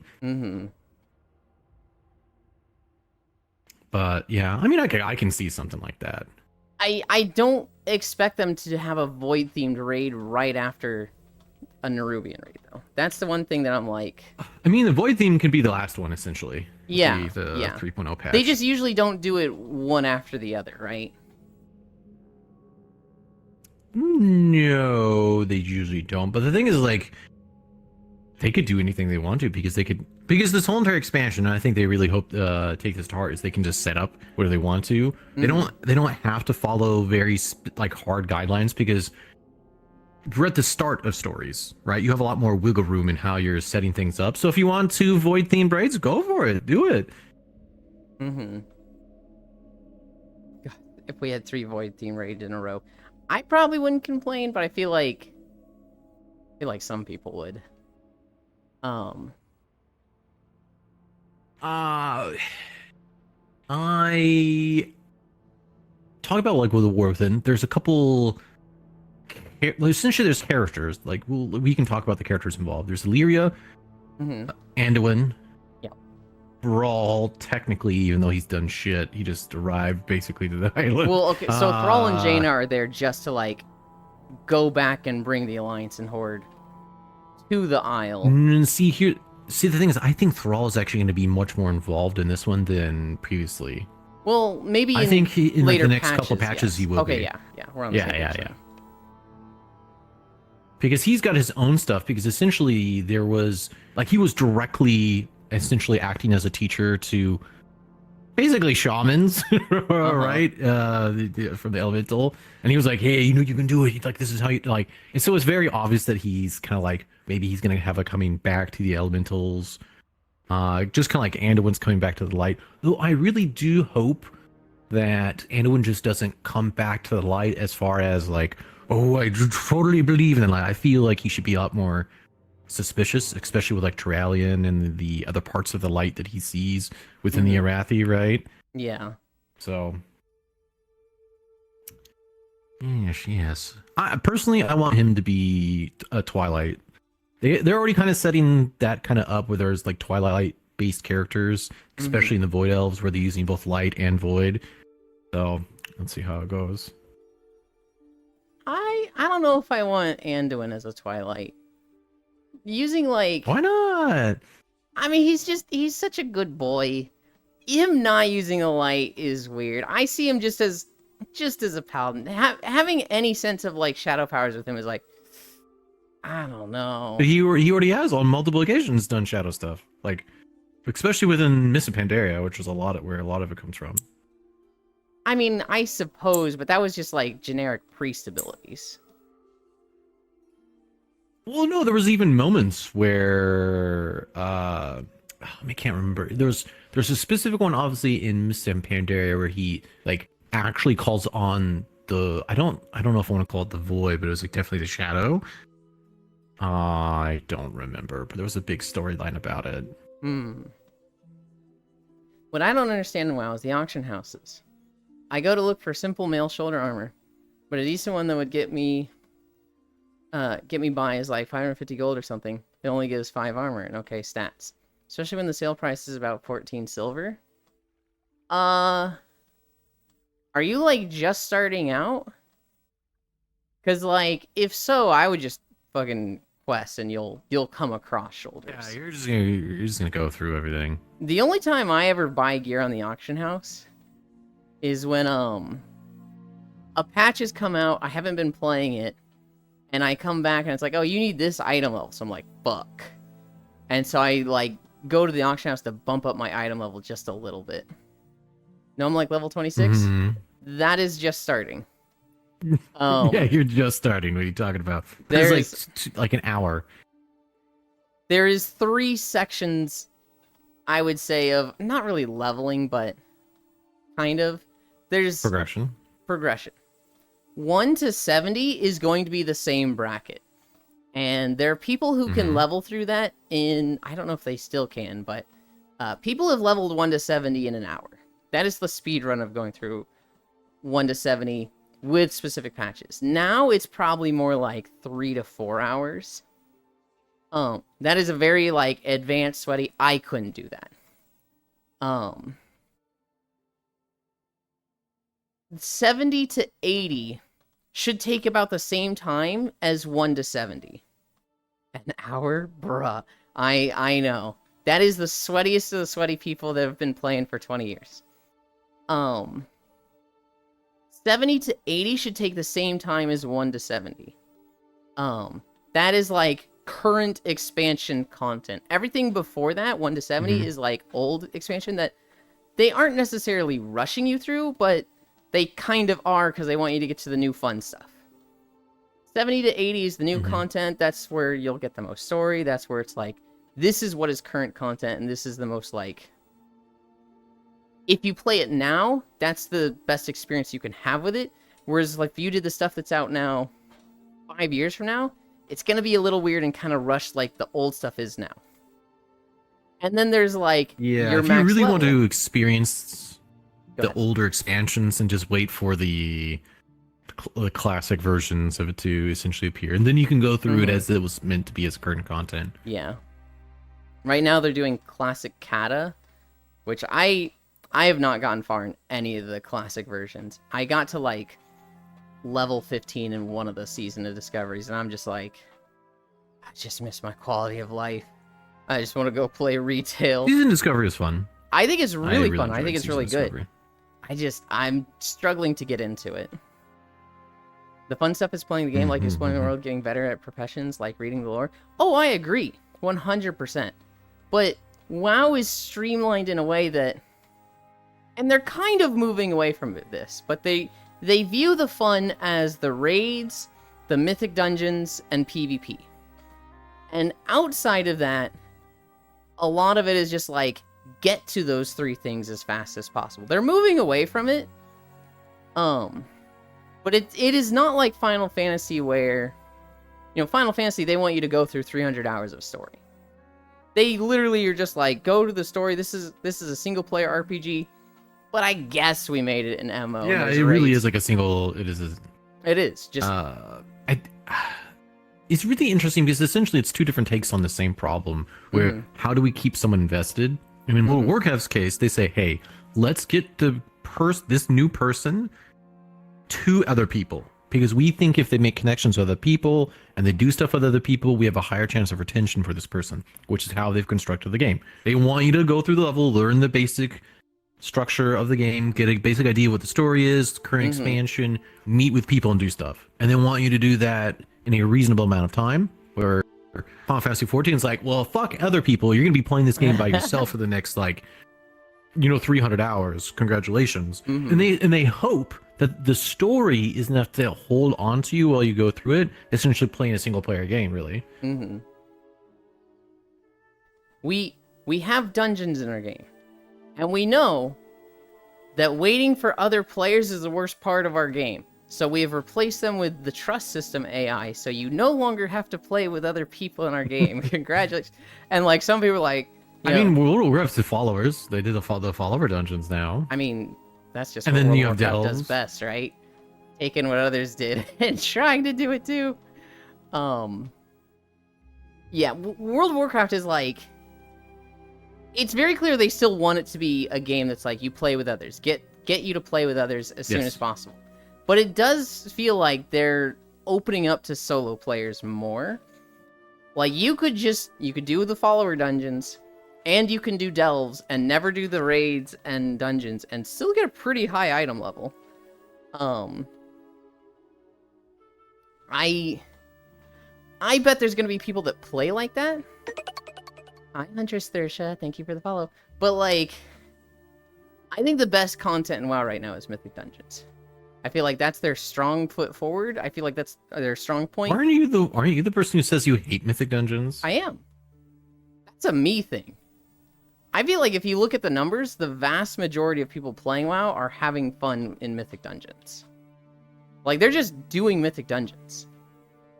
There's more people. I also like Mythic Dungeons. There's more people running them than doing the raids and PvP. Of course there are. They're more accessible. They're way more accessible. And I do just think they're good. I think they learned from Diablo 3 with rifts and affixes on enemies. Hi, Valmea. And they have just moved that to WoW. And their numbers have been going up. I don't think it's just because of Mythic Dungeons, but I think they're doing well for it. Dropping off my closest girlfriend with you. Helped her make her Twitch today. Is that Huntress? Hi, Valmea. It's a Lilo fam. You don't like Mythic Dungeons? She likes your community? Hell yeah. Hi, boys. Hi, boys. Okay, here's why I don't like Mythic Dungeons. When I was at the end of Warlords of Draenor, I was probably going to go into the next expansion as a rogue. I was going to go into Legion as a rogue. And then my guild leader was like, hey, Yuland. Hey, Yuland's X. We have a problem with tanks. It seems like we're always recruiting tanks, and they don't stick around, and they are the weakest part of our guild group. We have a solid healer core. We have a solid DPS. But our tanks are flanky. Hi, Bits. And they never stay around long. Now I go poof. Bye. Thank you for stopping by. Would the two of you tank? And since the two of you are when you see two best friends that are you don't see one without the other? We were kind of like that at the time. And so the guild leader was thinking, if you two tank together, one, the two of you are solid players that are just going to be reliable, dependable, and good. We will have two good tanks if you two tank. But also the two of you are just so close together that you would be the most in sync as two tanks possible, right? You two wouldn't even need to communicate as tanks. you'd just be on the same page so much. And at first I was like, ooh, I don't know. But my ex liked the idea. I kind of liked the idea too. I ended up playing a Blood DK. He ended up playing a Prot Paladin. And like in raids, we were fucking unstoppable. What you were supposed to do in Legion was like, as a tank, get as much damage you could as possible while also going into tankiness. And I said, fuck that. I want to be a fucking wall. So I went just full survivability. And he kind of did the standard, mix of damage, mix of tankiness. And what ended up happening is, like, if there was a fight that could one tank, or it was good to have somebody tank extra, it'd be me. And he would pick up a lot of ads. Like, we just had a really good dynamic. We knew things like, if there's 2 groups of ads coming, I always go right, he goes left. We didn't do tank callouts because we were just so in sync. And it became a problem because the healers were like, we don't know how to follow you because you two were just doing stuff. And so, like, I started doing tank callouts, literally, like, for me and him, just so that the healers knew what was happening, right? I'd be like, I'm taunting. Miku is taunting. I'm taunting. Like, I was calling out when I and he was taunting, even though he'd already done it like 2 seconds ago. However, the problem was, I was a tank, he was a tank. That meant one of us couldn't play our main when doing Mythic Dungeons. And so, like, I just didn't get to play with him for Mythic Dungeons. The other thing was, we had a Mythic Raid guild of like 30 people, right? We had 2 tanks. We didn't have a lot of people with an off-spec tank, or like an alt that could tank. And so if they wanted a tank, they were talking to me, or they were talking to Miku. So every day, I had 7 people messaging me like, hey, come run this Mythic with me. Come run this Mythic with us. I need my Mythics.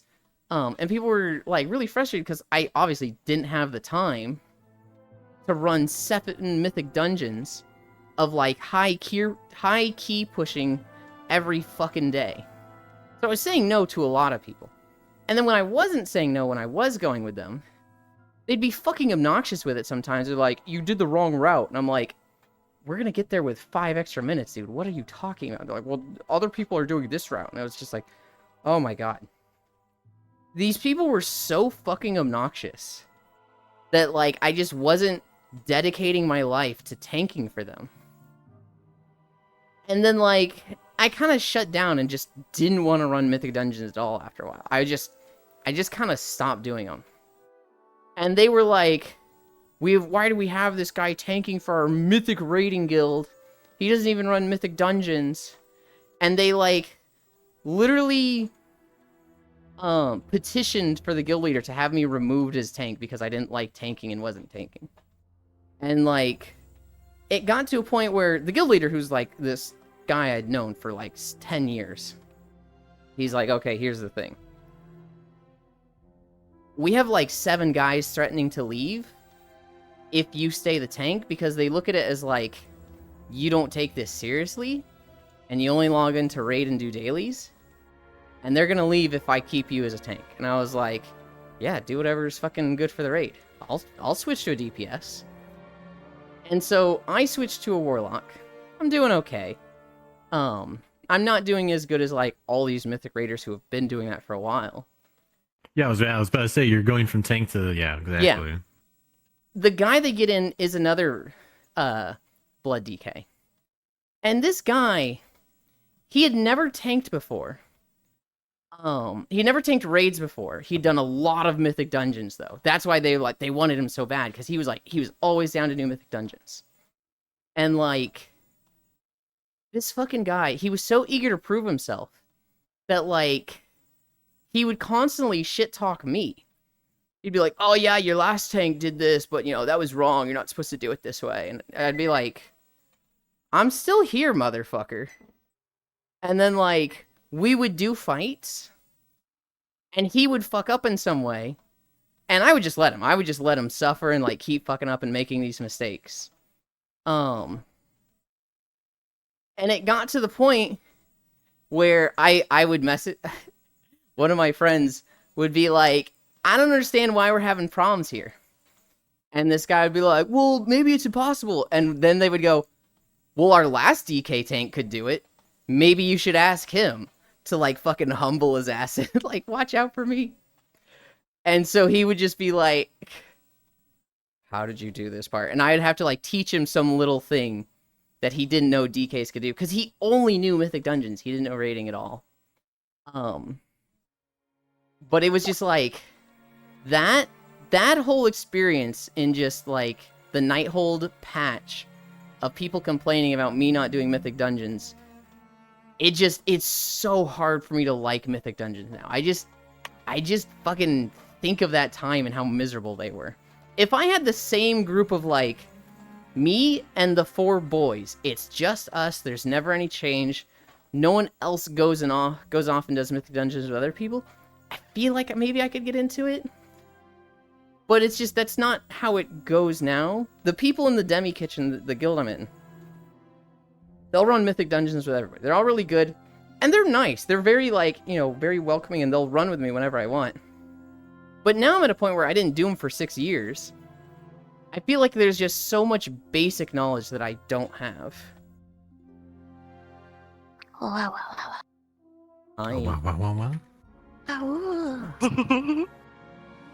Like, yeah, it's a fucking game. No, I'm gonna take this seriously. Oh, I see. I used the deck emote to say hi. And Yeah.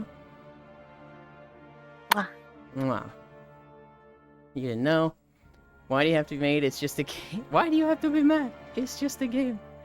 So, I will never forget that moment of, Hi. we're pulling bosses to a specific spot. You are so tall and beautiful. The main tank had to pull... Oh, you don't know. You don't know, Freya. I think it was Emerald Nightmare. I think And we'd you have gone very back. nice shoes. I think we'd gone back to Emerald Nightmare. Yes, very nice Um, shoes. So Tank 1 has to pull a dragon to the right. Tank 2 has to pull a dragon to the left. This was not particularly hard for Death Knights, but if they didn't know... I mean, what? What? Jesus. What? What? If a I didn't Death say Knight anything. just I don't know taunts... who that was. If a Some Death Knight crazy just bitch running around taunts, here being or, rude. If a Death Knight just taunts or, like, puts their dots on the enemy, they then had to wait, like, 3 or 5 seconds for the dragon to get to them. And, like, they would lose threat to a healer. Now, what Death Knights could do to, like, kind of get around that is they had a talent called Blood Drinker, which you channel a beam on the enemy, it does damage, all the damage does heals you. So the Death Knight would get damage aggro, and healing aggro, and I think it also did increase threat. So, like, Blood Drinker was fucking bonkers for pulling threat as a DK. The other thing a Death Knight could do was Death Grip, which for the next 3 seconds increases your threat by 400%. So, like, if you wanted to pull something as a Death Knight, you Death Grip, and then Blood Drinker. It was like a bajillion threat, and nobody was going to out-threat you on that unless they physically taunted. But I remember this Death Knight, he wasn't getting that, so he would just put his dots on one of the dragons and wait for it to walk to him. And, he would lose threat. And I was like, Death Grip, Blood Drinker. He's like, Death Grip doesn't work. It doesn't pull the enemy to me. It's a boss, idiot. And I was like, read the second half of it, idiot. And he reads out loud. Pulls the enemy to you. Increases threat generated by 400%. Oh. It's like, yeah.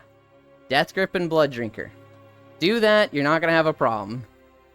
And like, oh god, that... I will never forget that moment. Of that guy just fucking up, talking shit, and getting so humbled.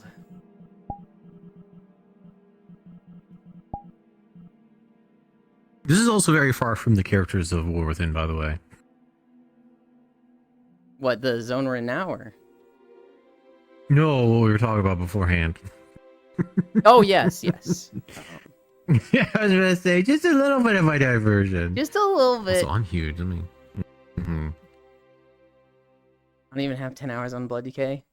And I know that Death Grip increases threat. So Death Grip, its use is it pulls stuff to you. That is like what you use it for 98% of the time. Hey, Yulin, can you humble me in bed? Larger fan motherfuckers not knowing how to read. I understand not knowing that, because, like, you read an ability, right? And it does two things. It pulls the enemy to you and increases threat. You might not remember that second part after 10 years of playing Death Knight, because you haven't been using it 10 years. You've only been using Death Knight to pull, or Death Pull to pull stuff to you, right? It's like... You're basing it on your memory from reading something years ago. So it's a little understandable he didn't know that. Now, when I'm telling him, do this and then he's giving me sass, that's like, alright, motherfucker. Read it out loud. Read it real slow so you can understand it. A lot of people don't know how to read in-game and IRL. Hi, Roxas. Dude, I don't know about you guys. I remember going to school in 4th grade, and we had a day where it was like, alright, everybody sit in a circle and read aloud. And this wasn't something I typically did at public school, so like I had never noticed this. But it's amazing, Low Fam. I love it. Thank you. We sat in a circle and You're welcome. we're reading, and I read my paragraph, and the teacher's like, good job, Yulin, that was really good. Next person read. He was struggling. And I was like, oh shit, this guy, why doesn't he know how to read? And then I kind of realized, oh, I've been reading so much for video games that I'm fucking good at it now. Bro, I would hate life if I couldn't read. I remember in 1st grade I could not read. I remember video games just like, they gave me so much reading comprehension. And like, I was just years above the rest of my class when it came to reading.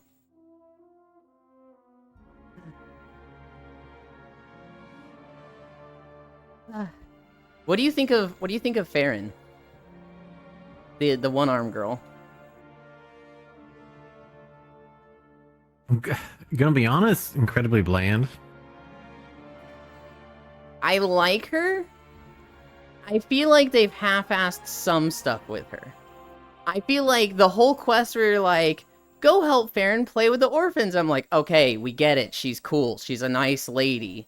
That's exactly what I'm saying. Well, that's why she's so boring. It's like running up to a lawful good paladin, and you're like, oh, you're just like, you're more body than the earthen are. Like, yeah, I know what lines you're gonna say compared to them. Yeah, it's like, this is not an interesting character. I think I like her design.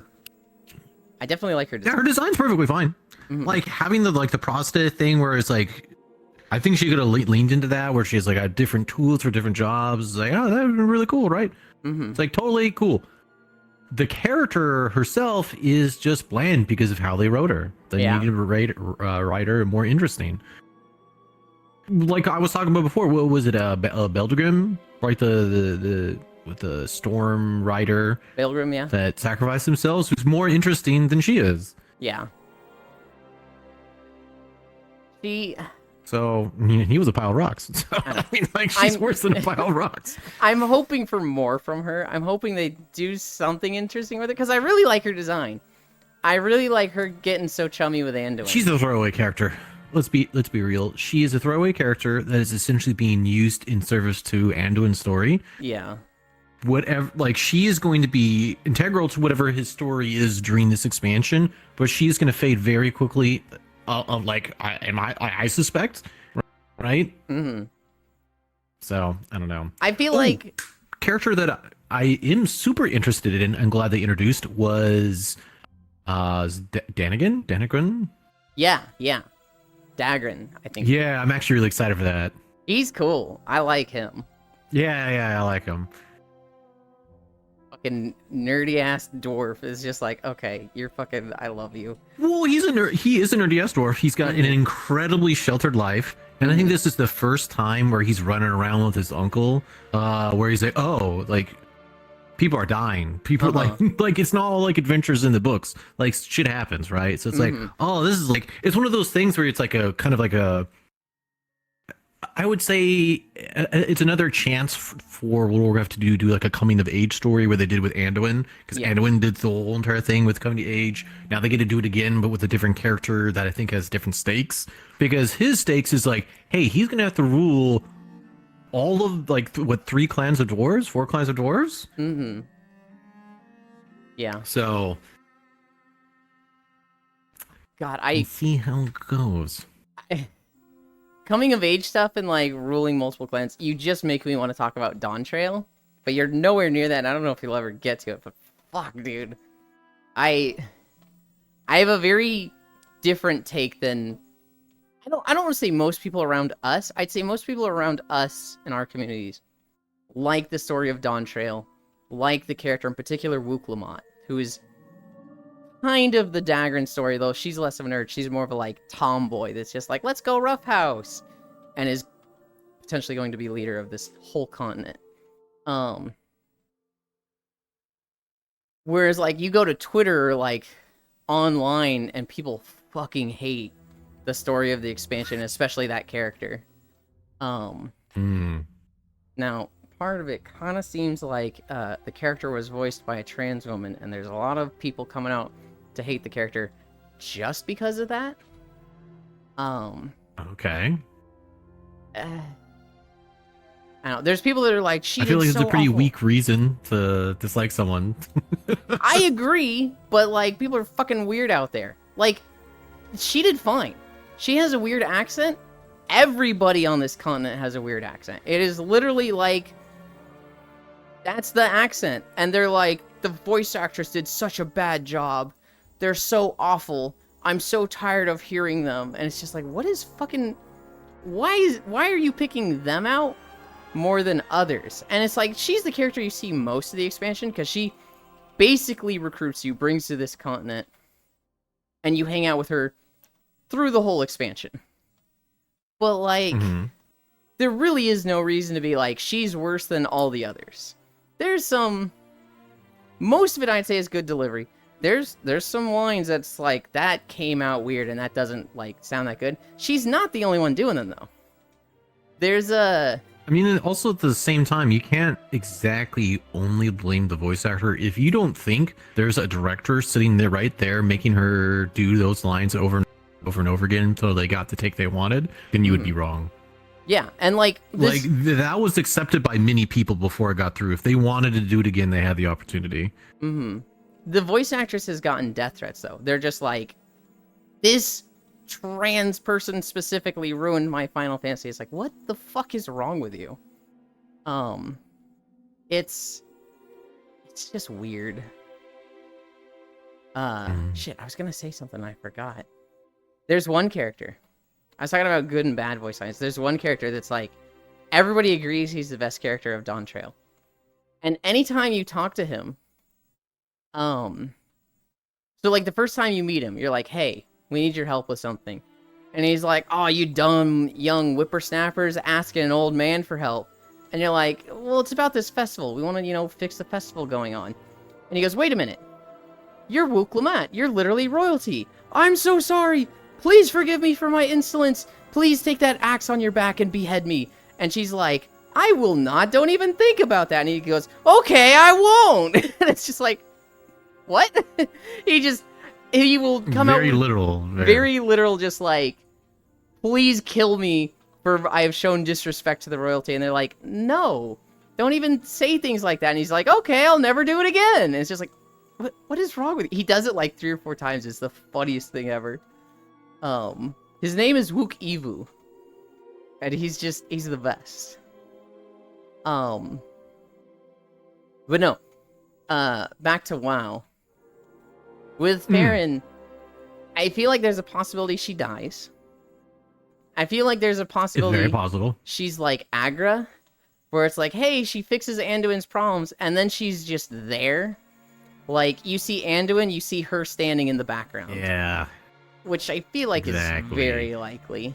There's a bit too many of those kind of characters. There's moments in this expansion where I would look and there was characters just in the background that were like, hey, you were important at one point, but you're not doing anything anymore, are you? Yeah.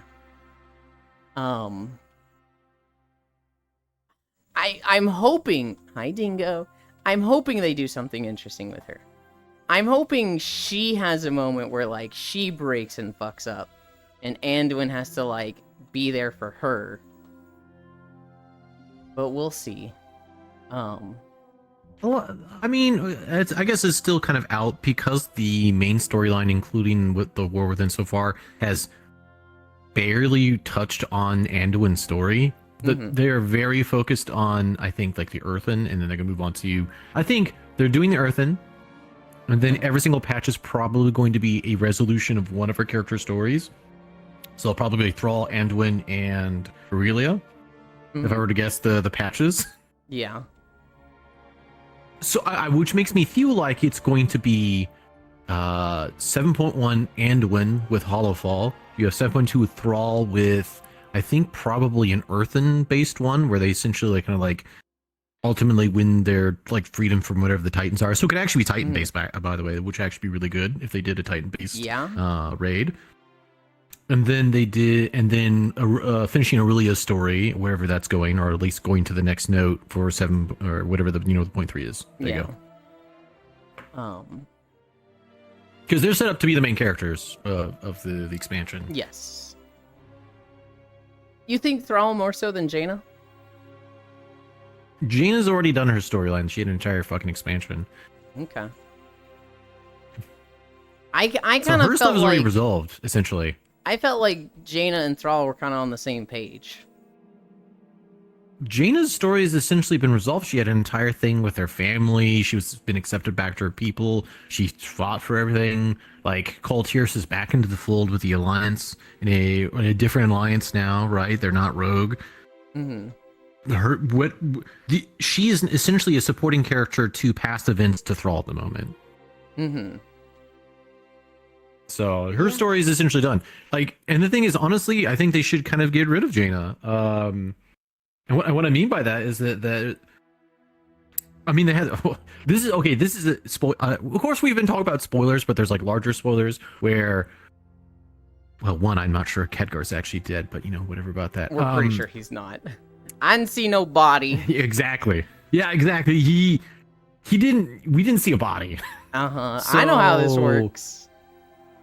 But, and also the thing is, like, the mages would immediately know whether or not he was dead or not, because there would be the call for the next guardian, right? You would already know. Yeah.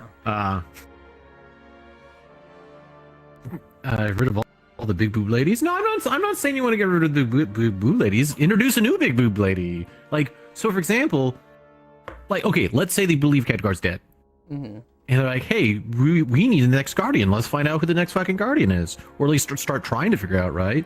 That could be a really big storyline of like, this is a big human thing, right? It's like, hey, we're trying to find the next guardian of Tearsful. Let's go, like, and then the person's been chosen and they're doing these things, and like, and then Khadgar's not dead or whatever the situation is, and they have to go through the process of like, that could be a nice story, and it would introduce a new character because I think they do need new characters. I think they realize they need new characters. Do you think they would introduce a new character, or do you think they would take an existing character to be the guardian? Who would it be? It's not Jaina. It wouldn't be Jaina. It could be Jaina. I hope it's not Jaina. I hope it's not Jaina, but I feel like it could be. Sure, it could be, but should it be? No. I feel like it could be Modera, but that's unlikely. She's kind of old, if I remember correctly. They haven't really dealt with her at all. I feel like if it could be anybody, they could use Aethys Sunreaver. I guess they could use a blood elf, which would actually be kind of like it would be interesting because there's been a lot of animosity with the Kirin Tor of the Horde, right? With Jaina's, kicking out the Sun Reavers, I think it was, right? Yep.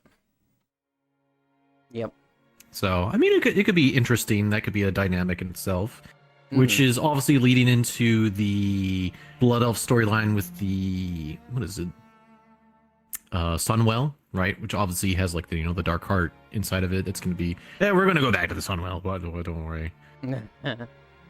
Yeah, we're not done with that place yet.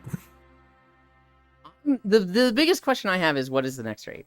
What is the next fucking raid? Because like Honestly, if I'm gonna say it's Anduin's. I think it's in Hall of Fall. I think we're gonna learn more about um the Light and Void stuff, right? Yeah. Whatever's going on there, whatever it is going to be, right? I think they're going to set up all the stuff for Twilight in that one. Then I think we're going to think whatever Thrall's going to be, which could be essentially anything, really. But I feel like it's more connected with the Earthen because they're essentially. Did you? I think they're almost forced to do a follower dungeon with the Earthen. Did you do that? I want to say yes, where you like you protect Dagran and then fight some Skarden down there. No, it's actually one of the dungeons, the Rookery. Oh, okay, yeah. All of the characters are all shamans. Yes. All of them. Which It's like, oh, okay, interesting. imagine you being excited about that people are saying, we're gonna get a fucking shaman tank spec. I would love a shaman tank spec. That's what you did in Season of Discovery. It is what I did in Season of Discovery. So, like... And I enjoyed it. Mm-hmm. I mean, it's set up to where it's like you could very easily have... I think it would work pretty well, I'm just saying. They have opened the door for adding a spec mid-patch, not when an expansion launches. Correct. But the thing is, I don't think they're going to do it this expansion. Earth Shaman makes a lot of sense class-wise. It's one of the things that's like, we why don't have hasn't one, it... actually. Why hasn't it been done already? We have lightning, which is like air. We have water, and we have. I guess technically the closest one would be fire for enhancement. Because they do. Fire would be elemental. Wind would be enhancement. Yeah, I think that's probably closer. Yeah. Mm-hmm. And then we have water, of course. So yeah, we don't have earth. Mm-hmm. So we should do that. And I think one of the reasons, if they are going to do that, they're not going to do this expansion because I think it would cross over too much with the Thunder or Thunder King, whatever the name is, Thunder Thane, Mountain Thane, because it's all lightning based. So they'll get rid of that hero talents and then they'll introduce the new spec and be like, hey, there we go. Because I don't think they want crossovers essentially, right? Oh yeah, actually, shit, that kind of does like how the hell would you add an Earth Tank Shaman without completely when you have fucking an up? Earth Tank. Well, not Yeah, exactly. So like they have the hero talents for shamans, right? How do you like? Do you take away two hero talent options for two of the specs to like connect them to tanking and add a new one that connects to the others? Like, do you give them their own hero That's why talent? I said I think they're just going to do it next expansion. I think they'll set up, Thrall going through the whole entire thing. Then you can set up, essentially the Earthen coming and also introducing new things to shamans. And then I think we can get stuff for the next expansion. What do you think? What That's do why I you say think they're next going to do? With the hero talents next expansion? Because I'm sitting here like, this is a really cool system. I love hero talents; they're awesome. But is this like something hero that talents we're are gonna essentially keep forever now?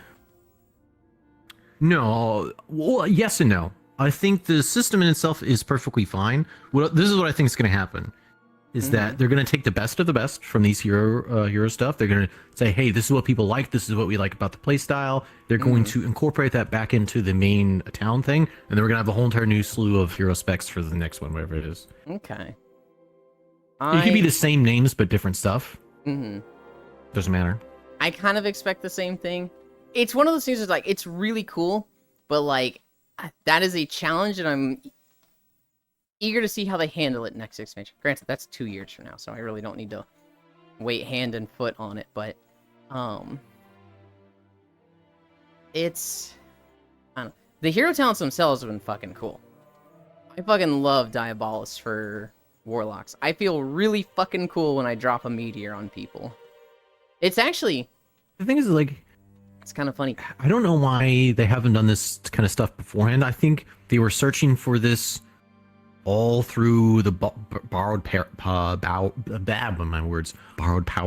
situation, where they're like, hey, we can't just keep on adding more and more and more and more and more. We need to like, we don't have to coast, but essentially we have to do lateral movements. Yeah. And I don't know why they didn't just do this beforehand, where because That's essentially what they did with the legendary weapons, where people really liked a lot of the legendary weapon effects. Like, hey, let's just incorporate that into the Yeah. base level of gameplay, right? Yeah. Let's just do that. I think that's exactly what they're going to do with these talents. I think Elemental Fire Shaman works so much better as Farseer that I would be very sad for it to because it would be a big step backwards for gameplay wise to not have this situation. And to be fair, it also creates a stronger identity between the different, even like within specs, because then like, oh, you know what a Farseer shaman is because you see the ancestors running around and you're fucking getting blasted by them, right? Yeah. I did see a lot of people complaining about hero talents. I don't know if they're complaining now that we have them, but like when we were first getting them announced, people were really upset because they were like, I would like to be the identity of some of these hero talents, but it's just like Shadowlands with the Covenants. It's going to be tied to power. And so like I might want to be a Sentinel marksmanship hunter, right? I might want to really lean into the Sentinel, Moon, Owl aesthetic of like Night Elf archers, but that's going to be the bad talent spec.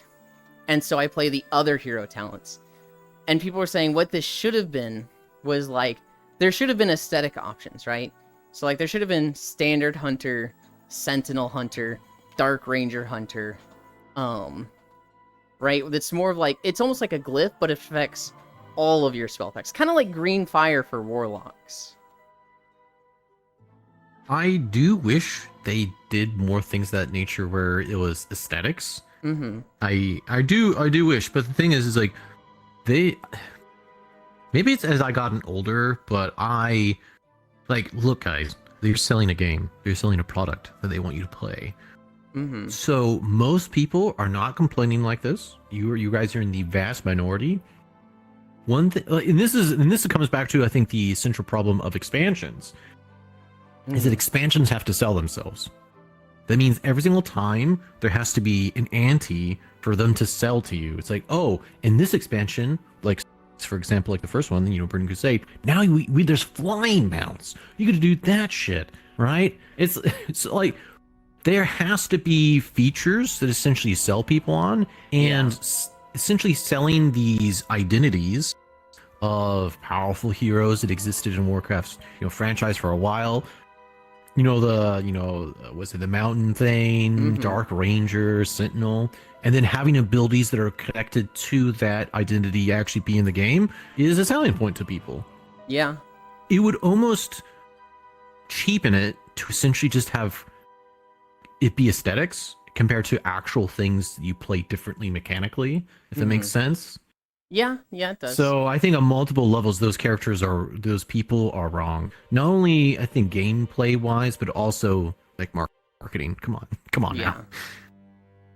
On one hand, I do see the logic of it, right? Because like for the past 20 years, there's certain aesthetics that I would have liked. It's like a Dark Ranger, for example, is something people have heavily requested for more than a decade now.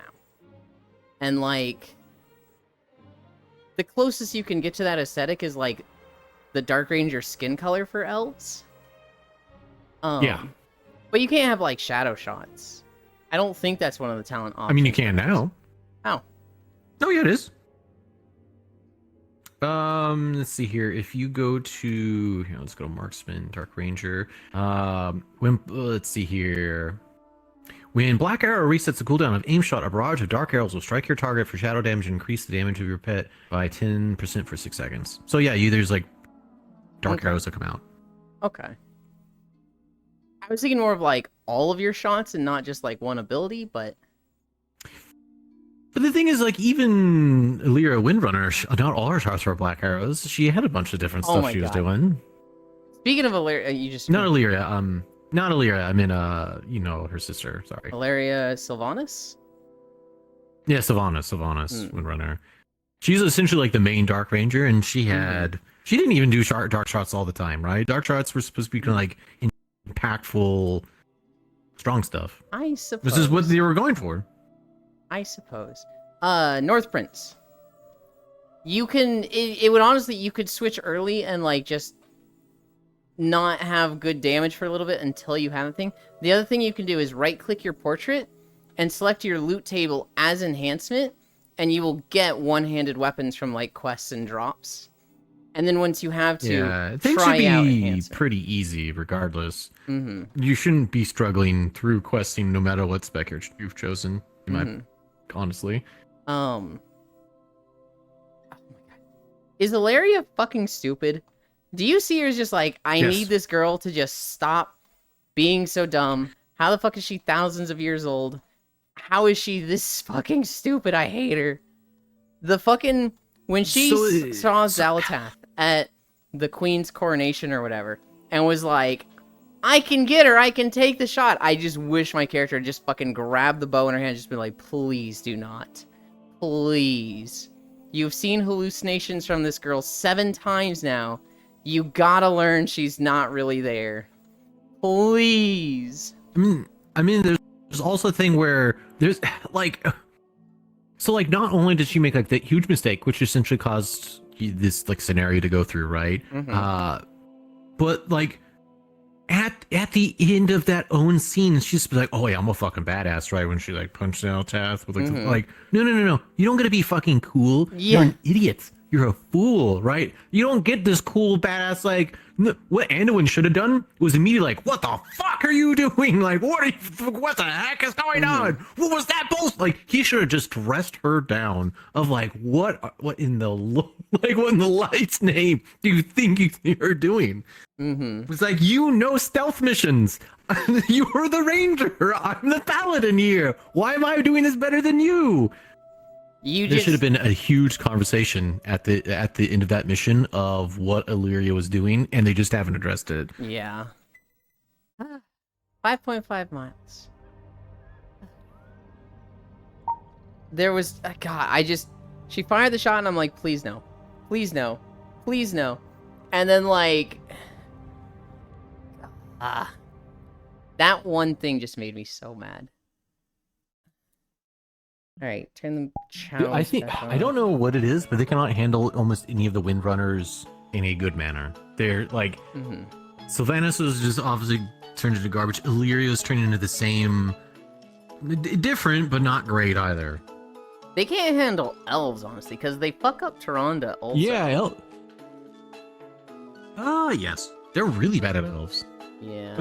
I have disliked Tyrande ever since the it was the scenario in Mop where you're going to the Crane Temple, and what is happening with my body? The Horde are in the Temple of the Crane, and Tyrande's like, all right, let's go get him, and Varian's like, that's a trap. We're going to take this cautiously and strategically. And Tyrande's like... Varian saying caution. Yeah. We're gonna take this cautiously, and not lose a bunch of troops, because that's a smart thing. And Tyrande's like, that's stupid. We outnumber them, let's just go. And then shocker, it's a trap, and she's like, wow, you were right, Varian. What a good call. And it was like, are you fucking... How old are you? How are you learning from this 40-year-old dude? Like... They don't have a sense of, like... They literally just... The elves should be near perfect in essentially all things when it comes to, like, mastery. Yeah, like, in my personal opinion, like, Night Elf Warrior should be, like... You've spent thousands of years perfecting your art, right? If that's what you've chosen to do. You should be amazing. And the thing is, in lore, that's how they're described as. But, like, in-game... It just, like, it doesn't happen. They're just idiots. They're so bad at elves. They are really bad at elves. They are really, really bad at elves. Okay, here's an interesting storyline here. Let me do a little bit of, like... Let me portray a different scenario for Illyria that could explain her current actions as well as leading to, I think, a more interesting story. So she goes through and she gets the power of the Naru that's turning right into the Void Naru, right? And she did sex all the Void. Okay, cool, great, perfect, right? However, there's a price to the power, essentially. The price to the power is that every single time she's using her void powers to like past like a certain point, like once she starts like getting in like you know the burgeoning void powers, she loses memories. She like loses parts of herself, right? And eventually that's how the void gets you, is because you can no longer hold on to the things that are dear to you, because essentially has been eroded away and consumed by the void. Makes sense, cool. And so essentially it's like a ticking time bomb of eventually it's like, oh, you accepted the void, you're kind of fucked. Like it's gonna happen eventually, right? Because that's what that's always they said about the void. And so she's been going through multiple expansions now using his powers, so she's losing parts of herself. So she doesn't have thousands of years of, you know, training and all these stuff. Is because maybe she is essentially a lot more novice than we think because of, you know, the void eating away at her memories and whatnot. So not only the whispering to her, she's not the same person. So it's like, okay, she can't really control herself. She's not who we think she is. She's a lot more vulnerable, which is probably going to lead to these mistakes that she's probably going to make in this coming expansion.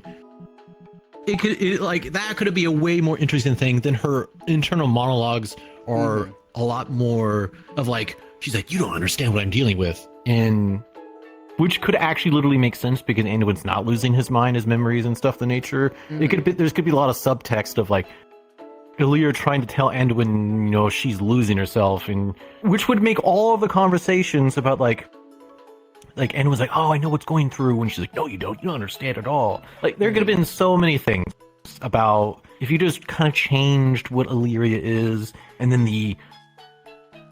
if they I guess the relationship she has with Locust Walker. Yeah, right? then Like, the relationship is with Locust Walker would make more sense because he's trying to make sure that she holds on to herself while using these powers to get the results she wants. It could be way better.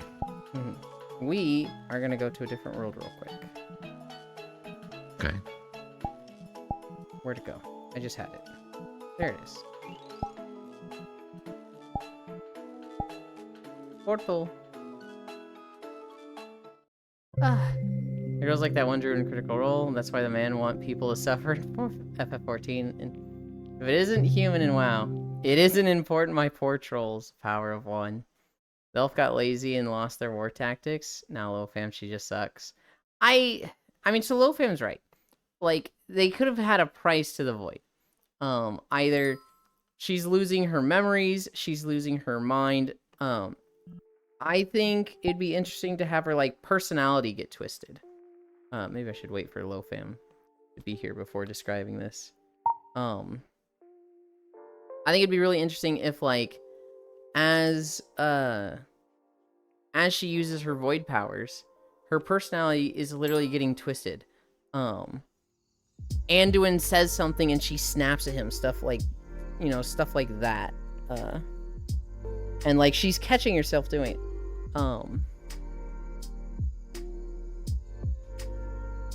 So something alternative to losing memories would be like her personality getting twisted.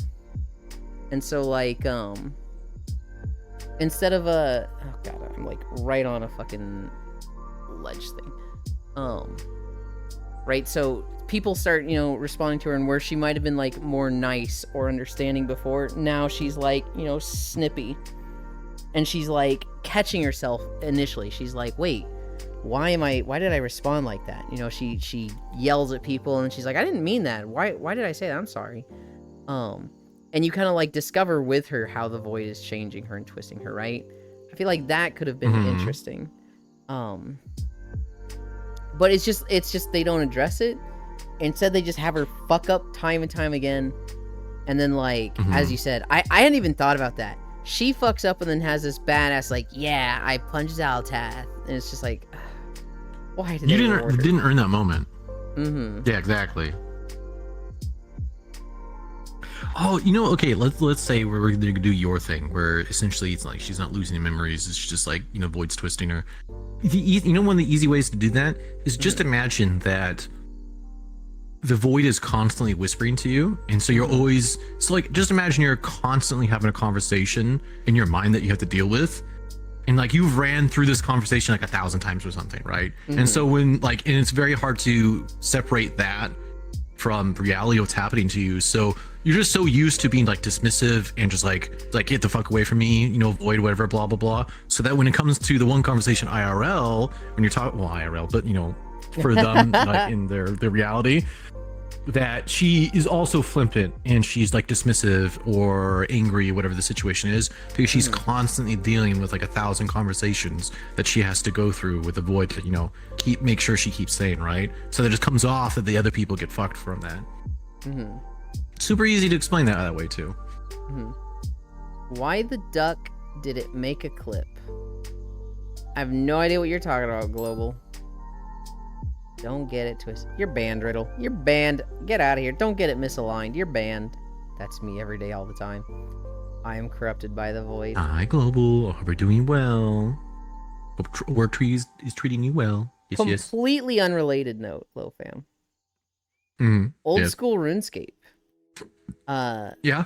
They set a record for most concurrent players online this last week. Hi. Okay. You mean Labor Day? Yeah.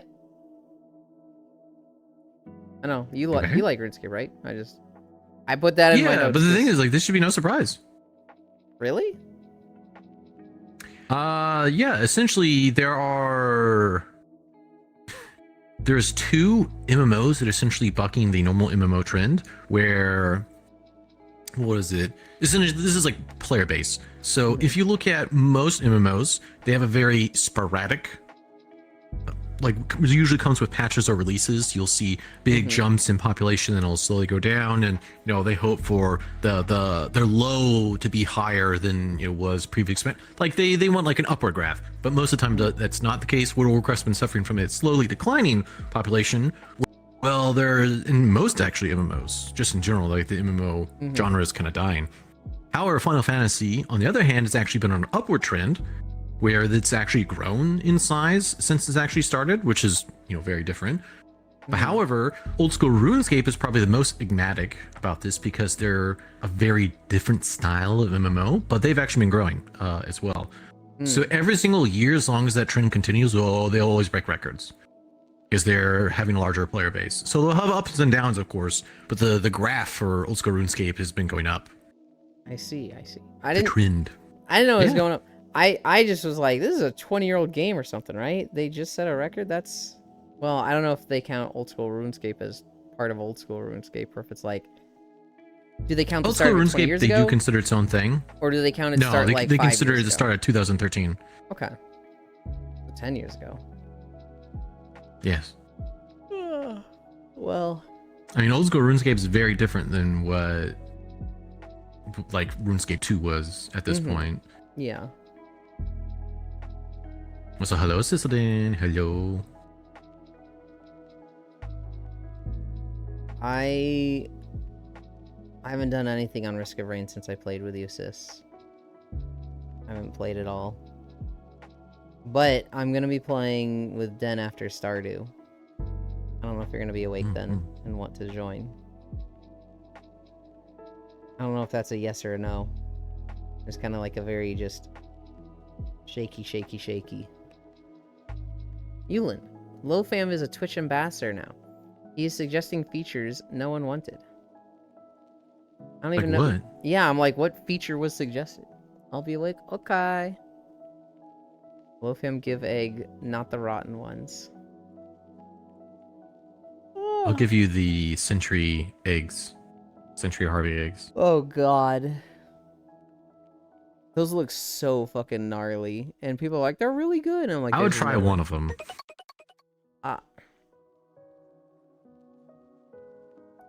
Thank you, Yuki. That puts us at 1 incline. Put your feet up by 1 incline. That's actually a really good idea to like stream on April Fool's Day. Just be like, thanks for the incline. My legs go up a little bit. Exactly. Like, whoop. Holy shit. I'm gonna fucking do that like for 360. April Fool's. You just do full flip. So April Fools, I'm just gonna do a walking video, but I have the fucking, we have a recliner chair. Oh, I don't know if I could do it incrementally, like with just, I don't know if it's down or like fully up. Well, you would have to get like blankets or pillows, and you can slowly move your feet up. Yeah. But then they just like sit there in a recliner, just like, thanks for the incline. Legs go up a bit. Exactly. I've been sniped. Can I make eggs? Probably not with low fam eggs. I think they're very selective. You don't give eggs out at all. Does Rook even make eggs? No, she's a fucking mammal. I've talked about this. She's got big booba, all right? She would not have big boba if she didn't make technically the ability to make milk for young. That's what mammals are like. That's why they're called mammals. They Well, have you're memories. picking out one mammalian feature though. She still has feathers. Are there any mammals that have feathers? No, I think feathers are based off of scales, Mm-hmm. essentially. So like so that's kind of like where lizards and birds are kind of related, but Mhm. that's where they're based off of. I don't know. Dolphin is scaly? What? No. Here's my son conspiracy theory. I think there are Rook eggs. Your son? I think What? there are Rook eggs, but Rook doesn't want us to know about them, so they just say like, guys, I'm a mammal. Obviously, I can't have eggs. I mean, do you want me? I thought about the lore of like harpies. Do you want me to describe what I think they are? How long will this explanation be? About 30 to 60 seconds at max. Yeah, sure, go for it. Hi, Violet. Okay, so when harpies are born, they're born very similar to humans, actually, where they come out of the womb, Mm-hmm. and they don't even have wings. The wings are Hi, Fox Tato. essentially grow as they go through, Mhm. like they get older, and it's generally when they're hitting puberty when they actually start gaining flight. So there's actually giant sections of most harpy like communities that are actually on the ground. Mm. Because the elders and young are essentially on the ground, and then the adults would be like higher up, right? And Yeah. so that's kind of how things are structured. Hmm. There you go. That's it. Okay. I mean, lore harpies lay See? eggs. Oh, I'm gonna struggle with this name. I'm so sorry. Swimsu? Swimmies you. Swimsu? Hi, thank you for the follow. Do you ever play Planet Crafter? No, I don't even know what that is. It's kind of like Subnautica without creatures, but you're on a planet, terraforming it. It's not as good as Subnautica, but I've been playing it with Senril on Mondays, and we played it last night, so it's very fresh in my mind.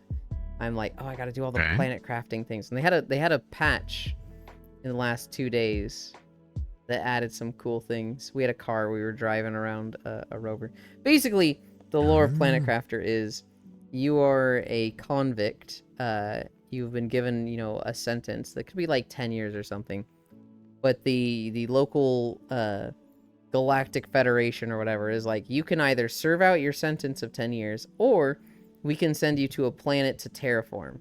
The survival rate of terraformers is really low. There's a pretty good chance you die, but you could finish in a year, and you're not going to be locked up behind bars. You're going to be running around doing whatever you need to terraform on that planet. And so your character chose, yep, send me to a planet. You land, and it's basically, you don't have too many resources, but it's basically get this planet running. Build drills to increase the atmospheric pressure, build oxygen generators, build heat generators. Eventually you get to a point where it can sustain life, and so you need to start like synthesizing DNA to create like bugs colonies and animal colonies. And it's you going through the progression of like terraforming a planet on your own. There's no creatures that are running around hunting you. The big killer is very much your oxygen. When you first start, you have an oxygen tank that lasts 1 minute, and your escape pod that they landed you in generates oxygen. So when you're in that, you can restock your oxygen just by running into it. But you're very tied to it. You're very much like running around, grabbing materials, running back to it. Running around, grabbing materials, running back to it. And eventually you set up a base. You're able to do other things to get oxygen. You increase your oxygen tank size. you get to a point where like there's an atmosphere and you don't even need oxygen tanks at all, right? It very much feels like Subnautica in that you've got the oxygen meter that you're constantly fighting. You're running around collecting materials to build stuff. But it doesn't have that like horror feeling of like there's a big Leviathan trying to eat me in this area. You're never dealing with stuff like that. It's fun. Okay. I'm glad you're enjoying. Mm-hmm. So we will be doing stuff this Saturday We will. of a different nature. Mm-hmm. Here, let me make sounds from it. Shut up. Sure. We're gonna be doing. I kind of want to do the new Gauntlet also. I'm wondering if we'll take the same group and like in a later week do the 2016 Gauntlet, because like no one ever plays that. Most people don't even know about it. I'm like, Probably because there's it's not as Gauntlet. good. I'm aware. I own it actually. It's not as good, but like it could be fun. I was gonna say it definitely is not nearly as good. There's something about Dark Legacy that's like a kind of like a combination of comedic exploration. It's like, I think it was just a better blend of game at that time. I'm wondering how good it's gonna be, because I remember playing the shit out of it when I was a kid, right? When I was like 6 years old. I remember playing that for hours on hours with friends, like, hey, let's go through Gauntlet Legends or Gauntlet Dark Legacy again. It's a lot longer than you actually might expect. I think most people only get through essentially the first half of the game, but there's an entire back half of the game that is a lot more, I think, unexplored. So we'll see how that goes. I'm unsure if I've done the back half now that you played it. I remember getting to a point where there was just no more levels. And I was like, okay, I won. Well, so this is how it goes. The general progression is you're going through the worlds and you're essentially collecting the crystals as you're going through and defeating the bosses and whatnot, and that's pretty streamlined. Most people, you don't have to play mini missions over again unless for some reason you miss big secrets and like you're trying to get crystals or certain things, and that's pretty easy. That's like the first half of the game. Well, the difficult part comes after that, where to unlock the second half you need a bunch of those like it's like a bunch of the secrets of like, not only you need the runes, but you also need like the golden fangs, and you need like all these like other more hidden items. You have to go replay levels, try to find that stuff, right? That's where it starts to slow down, and then you get to the back half of the game, which is where essentially you unlock all that stuff, where it's like, in my personal opinion, it felt a bit more of a slog compared to the more streamlined process of the first half of the game, when you're trying to get the runes and you're going to try to fight the demon, essentially. I feel like I remember doing the second half of like, oh, we have to go get the secrets, but it's been so long. Yeah. I don't think we'll probably do the back half of the game unless we absolutely love the first section. Because there's like, I think there's like 8 worlds or something in the first half of the game, essentially. Yeah. I'm wondering how good just the game will be, or because like I remember it being amazing, right? But I also remember Ocarina of Time being amazing, and I played that this weekend, and I was fucking losing it at the camera sometimes. Same thing with Banjo-Kazooie when I played that a little bit ago. Oh, you are going to lose it on the camera. Yeah. Well, maybe not. The cameras are fixed angles, essentially. So, and then it's kind of controlled by whoever's leading and whoever's lagging. Because all 4 people are going to be on the same camera. Let me tell you that right now. Oh, God. It doesn't feel like it's... Oh, yeah. It doesn't feel like most of the time the camera angles are big enough for 4 people, but we'll see how it goes through. Play.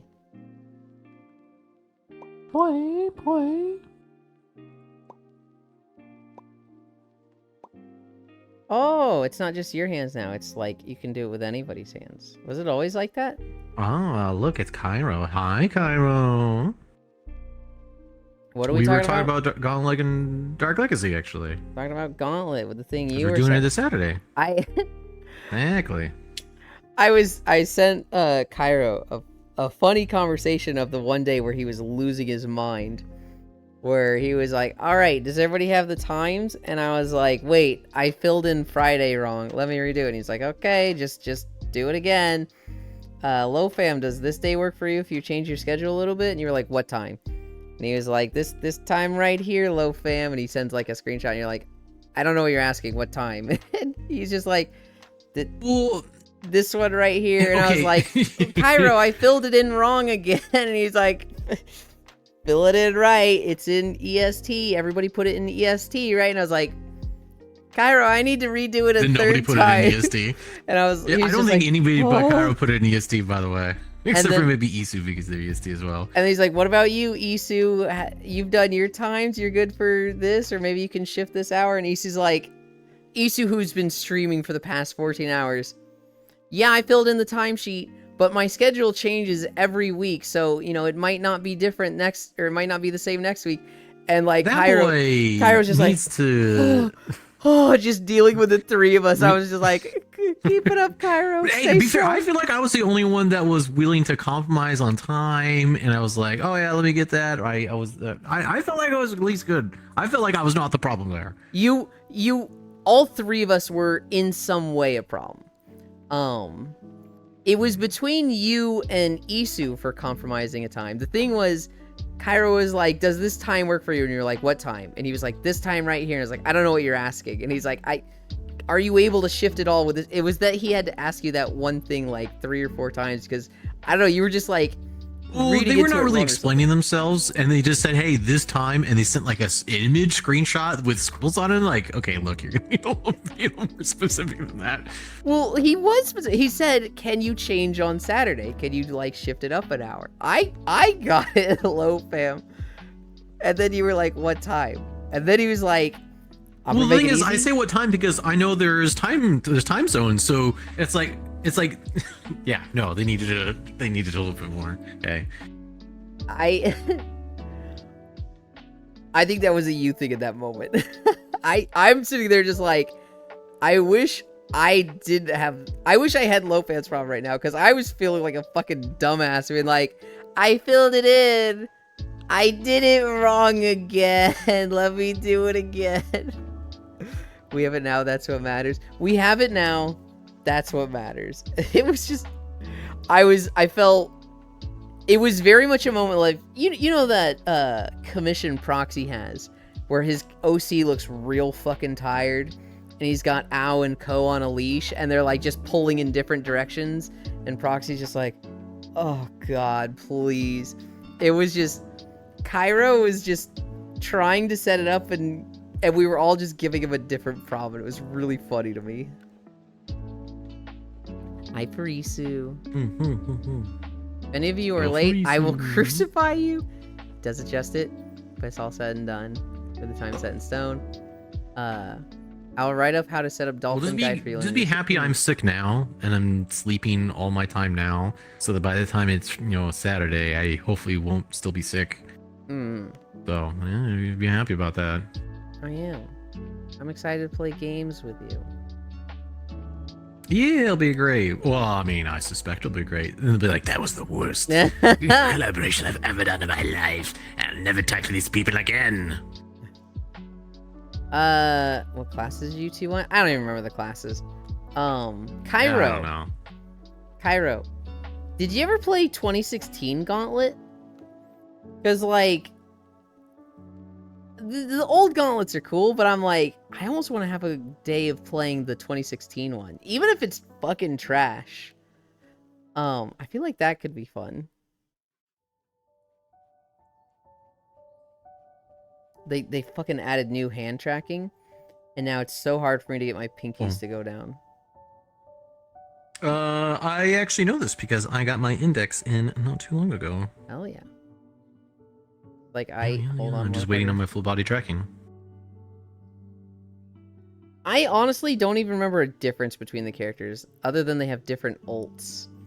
Other than that, so they just throw ultimately, weapons.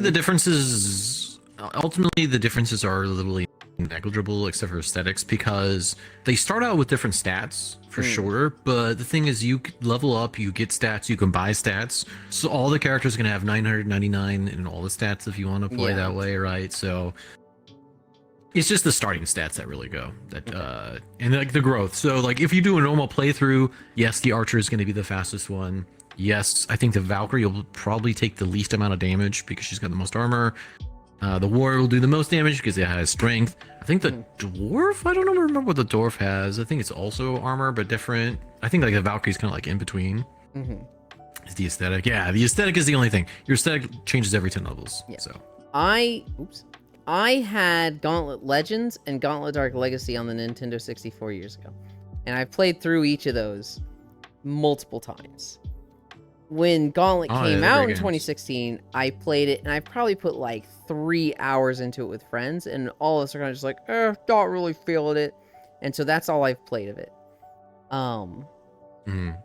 I always played as the archer in Gauntlet Legends. And then in Gauntlet Dark Legacy, sometimes I played as the archer. I think I played as the Valkyrie a lot also. And so if the Valkyrie's available... I think Dark Legacy is essentially where they streamlined stuff. They added in the extra starting zone, the undead area that was not in the arcade version. There's the back half of the game, which I think literally didn't exist in the arcade version at all.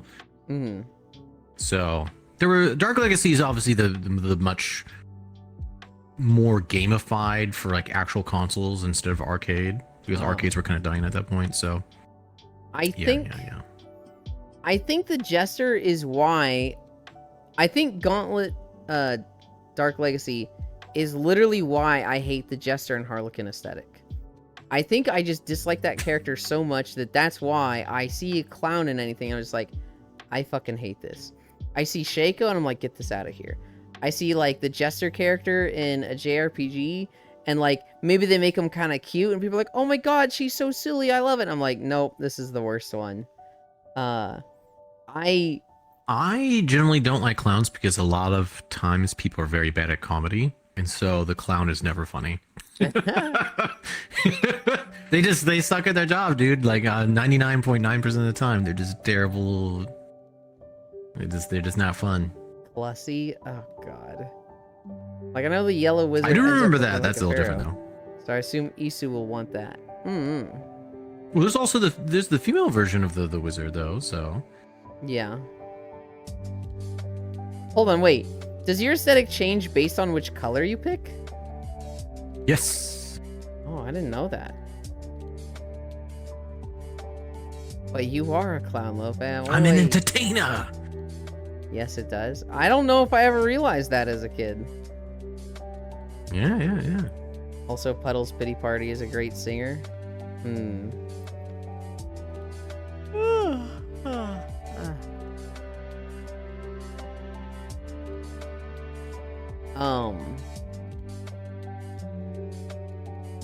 Why did you just at Kyra with Clussy? Anyway, yeah, no, this Saturday is gonna be a lot of fun. You guys don't like Cicero? I don't even know what that is. Oh god, I literally have something every single day for the next week. Today is Stardew. Tomorrow and Thursday is Star Wars with Hunt and Full Metal. If that goes through. If it doesn't, I can see myself trying to finish Legend of Zelda on Thursday. I got through the fire dungeon. Next is the water temple, I think. Non-Skyrim players out. Hey, I am a Skyrim player. You guys all saw that on day 200. I'm a bona fide Skyrim player now. I did the Fusro Daw.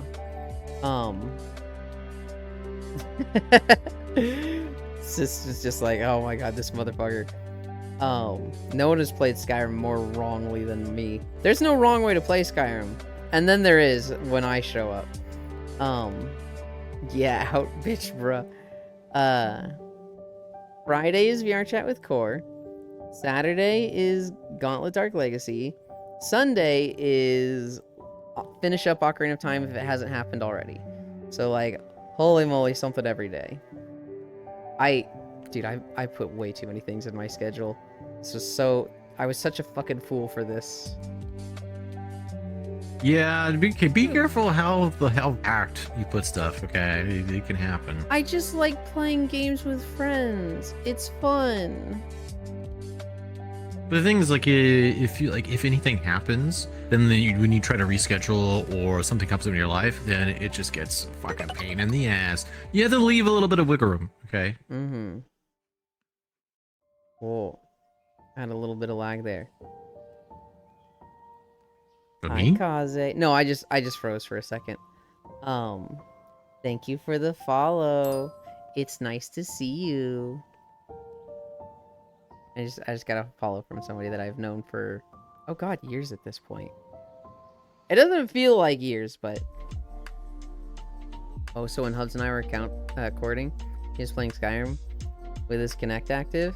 So when he was delving a cave, I shouted Fuster Daw on every enemy he was sneaking near came running. That's funny. Yeah, Low Fam know all about wiggle room. Okay. I don't even know if I understand the implications of that. Even like, what are they saying? When they say wiggle room, it makes me think of a conversation that Cairo had on their stream yesterday with their friend, and like, holy shit. I love Cairo, but his friend roasted him so hard for a moment, and it was just like, holy cow, that's the funniest thing ever. But I don't want to bring it up because I feel like it's a little too like, come on, man, not this one. This week, ton of stuff at church. Tonight is Bible study. I'll sit outside and vibe, look at the star of nature, Low Fam wiggle to lay eggs. You wiggle to lay eggs? Huh? No. We've already talked about eggs. I know exactly. I'm so lost here. I'm like, well. I got. Now, hey, once I get full body tracking and I get my model, oh, you just wait until I start wiggling, right? Right. You gonna join? You have to pay a premium. You gonna join Cairo for one of his Wiggle Wednesdays? Wiggle Wednesdays? I've not even heard of this. So every Wednesday, Cairo will stream VR chat, and he calls them Wiggle Wednesdays. Okay. And you can ask him to like wiggle his butt, and he will. Oh well, I definitely want to learn how to do this, right? I gotta learn how to give lappies, right? Yep. That'll be a perfect place to learn. Let's talk about the Wiggle Redeem. You know the excuse to shake your boobs on stream? Confirm Low Fam lore. Wiggle for eggs from Low Fam. I don't think that's confirmed lore. I think that's I don't think it's not confirmed. Maybe it's confirmed lore and that it's a rumor and that the people around Rook are like, do you think they wiggle for eggs? And Rook is constantly just like, there's no eggs. I like Cairo friend to say, am gay. I don't know what AC/DC is. What? I didn't catch that yesterday. Oh,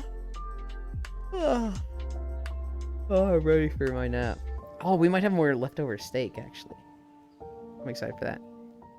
That did, in fact, happen. I want to make pasta today. Hell yeah.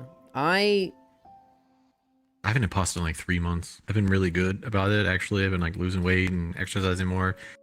So it's like, I'm like, it's been 3 months since pasta. Give it to me. I haven't had pasta in like 6, and I was like, I haven't had it in a while. I should have it. And then I looked at the calories, and it's just like, fuck me, man. What is that? Are you shitting me? You should definitely go tomato based if you're trying to. Yeah, you can and add lots of veggies to it. You can cut down, but it's the bread from the noodles. It's yeah. Kind of so what I do when I make pasta is I just make buttered noodles. I take 2 of those Brilla packets, cook that out, split that across like 5 or 6 containers. And then when I put those in the fridge, and then when I have one, I'll just, put some, I can't believe it's not butter in it, microwave it for like a minute. And then that's literally margarine, man. That's not even butter. I know. That's literally like my favorite food. That's like, I could eat that breakfast, lunch, and dinner every day and never get tired of it. However, since trying to eat healthy and lose weight, I look at that and I'm just like, shit, dude, I can't do that anymore. Like at all. Leland only eats 2 things. Spaghetti is one of them. I don't even eat spaghetti. Right now, I eat a lot of cereal. Not sugary cereals. I'm eating like Cheerios and the Life brand or whatever. I'm having a lot of bean Cinnamon burritos. Life's nice. Yeah, that's literally what I got yesterday. I'm having a lot of bean burritos. This is literally just like red beans on a tortilla. That's it. Just half a can of red beans and a carb light burrito. And I'm having what's the other meal? I'm getting a lot of pretzels and like dipping them in hummus. I have recently discovered hummus and eating a lot of that. I feel like I'm forgetting a meal. I'm definitely forgetting a meal, but oh well. Is at the end and something about thunder and Kyra starts singing the song. His friend was like, pink guy, I don't know. Going back from lunch, soup was good. Hell yeah, bean. You don't have to make his bean burritos. That's just beans on toast with extra steps. Kinda, yeah. It kind of is beans on toast if you really think about it. I mean, yeah. No, it literally is. I mean, here's the thing, North Prince. I'm what is called a super taster. It feels so fucking... I feel like such a loser describing this. Yeah, but see, the thing is, like, I don't want it to be described as a positive because it creates issues for you. I think It 100% creates issues for me. Most flavor is overwhelming to me. Like, carbonation from drinks hurts. Literally simple, like, pepper grounds feels like fucking drilling a nail into my tongue. Like, just most flavor is overwhelming or just outright painful. And so I like really, really bland food. So like beans on toast, beans on a tortilla, buttered spaghetti is like, this is the perfect amount of flavor. This is like where I'm comfortable and I like this. We had a steak last night and most of it had been seasoned with like different spice stuff. And I'm sitting there like, I got a pepper ground like kind of like not stuck in my teeth, but like in between two teeth, and I had to like get it out with my tongue, and I was like, ow, ow, this fucking hurts, ow. And I'm getting out, and my dad was like, I can't even tell the difference between the two steaks, and you two were saying this one is you know, sweet and tangy, and you're saying this one's like too spicy for you and burning your mouth, and I can't tell the difference. And I'm like, I mean, it's good, but like, yeah, it's burning my fucking mouth, dude. Yulin, you doing Stardew tonight? I am. We're doing Stardew. I need to talk to Seth. Welcome. What do you mean?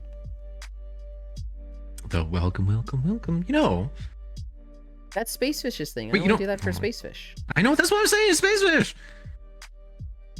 Is she Oh, here? you're doing a Spacefish, right? Oh, in Stardew, yeah. No, I'm just saying you've been... Yeah, that's what I'm saying! I thought you were saying Spacefish like showed up here. I'm like, what? No, she didn't, huh? Oh my god. No, when I play with her, no, I let her do it. I only do that because I saw her doing do with it. the welcome. Yes, I am playing with the welcome person.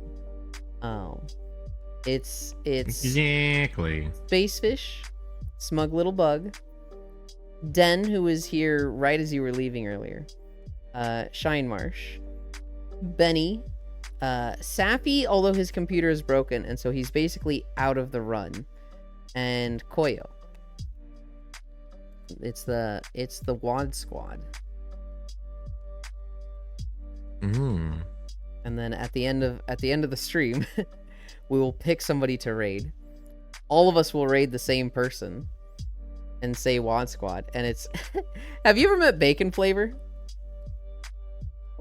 No. I'm very acquainted with Bacon Flavor. Okay. By the way, I've had it through my whole life. Pretty tasty. Bacon Flavor is a Inside friend of it. They're a friend of Spacefish's, and they recently started streaming. They like doing things like Voices of the Void and other creepy games like that. Oh yeah, I need to play Voices of the Void. That's the next like horror game. You I wanna really get should. into. It's really good. Koyo is fucking obsessed with it. There's like two big games, like Voices of the Void and Outer Wilds. People keep talking Yeah. We rated Bacon Flavor, right? And 5 or 6 of us rated him. And he had just set up his stream, and when he was setting up his raid alerts, he got a like air raid siren that would play for like 45 seconds as his raid alert. And Poor mistake, rookie. yeah, rookie mistake, right? Like, oh buddy, you Yeah. can't do that. It plays No, for no. 45 seconds. And he's like, man, this is my first raid. Maybe this is a little too long. Oh, and 6 of you raided me. Yeah. It immediately goes into looping it again for the second raid. He's like, wait, it's playing again? But it's like 45 Yeah, seconds. buddy. Oh, You did it, buddy. is it just gonna go for 5 minutes? Oh, guys, I'm so sorry. And we're just fucking rolling laughing at this because, like, oh god, all of us had learned and all of us knew this would happen, right? And god, that has been my favorite raid so far. Yulin Taste Bud well. is built like a Neanderthal. My husband, when he tries to tell me something isn't spicy, then my mouth is angry. Yeah.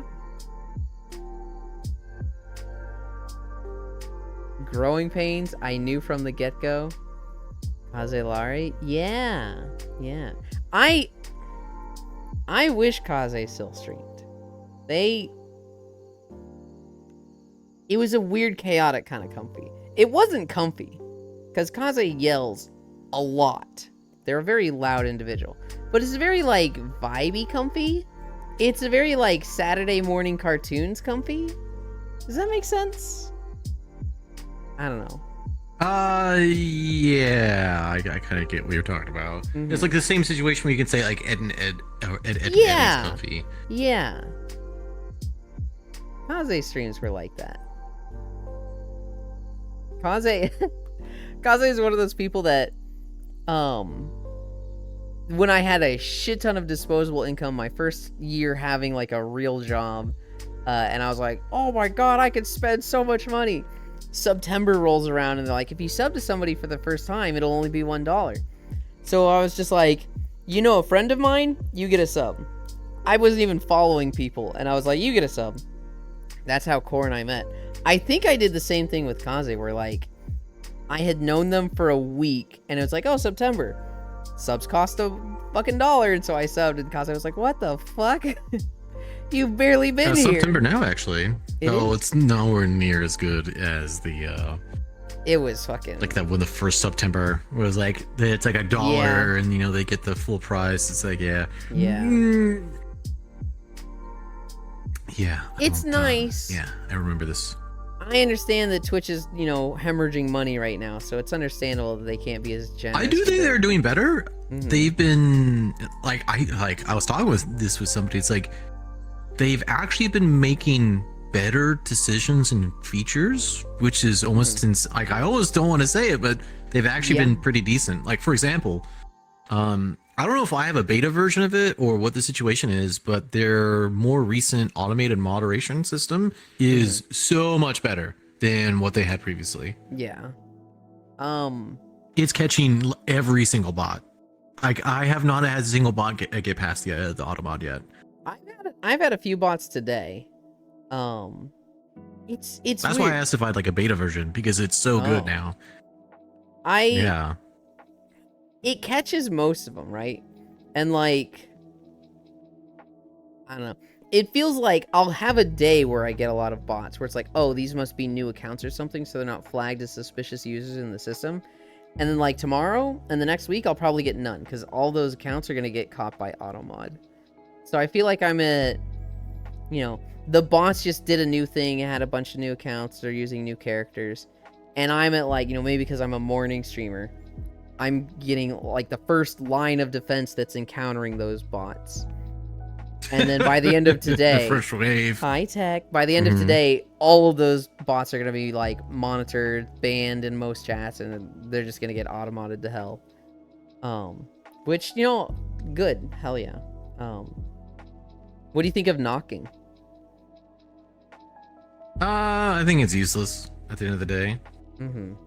Well, as it stands, if they get the thing where it's merged chats, that could be useful, I guess.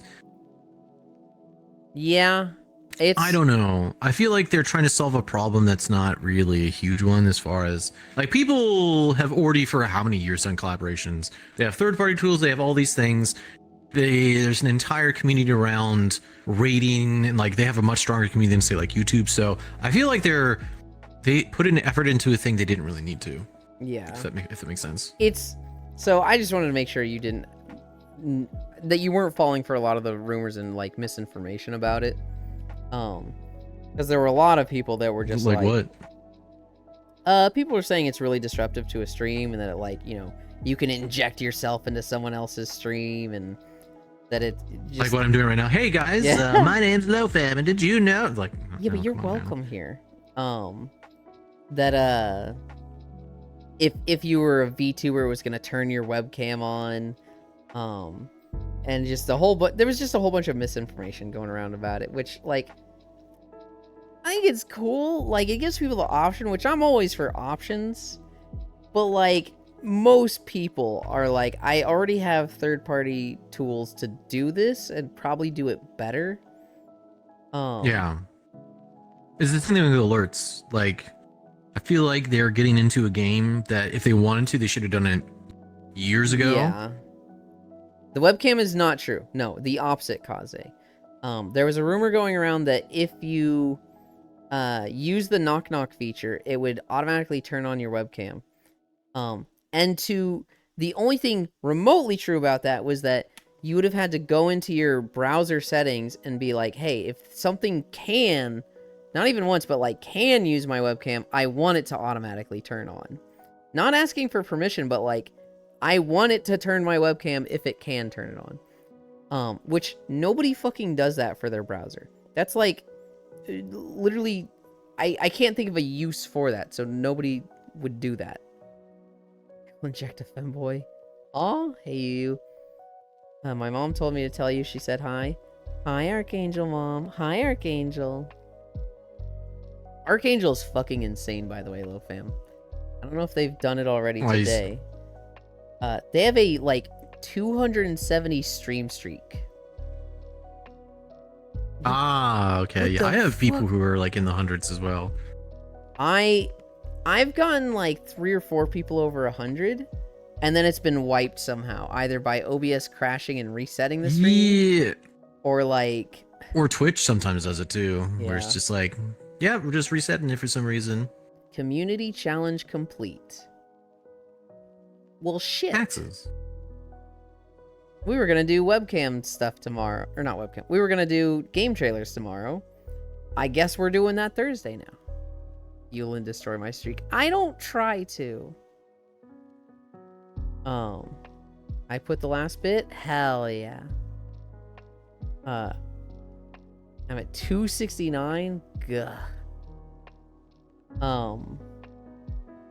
Yeah, I can never, like, I never even see my streaks. Every now and then it'll be like, hey, you've got a 7 stream streak here. And I'm like, there are streams that I literally never miss a stream, and I just don't have a streak there.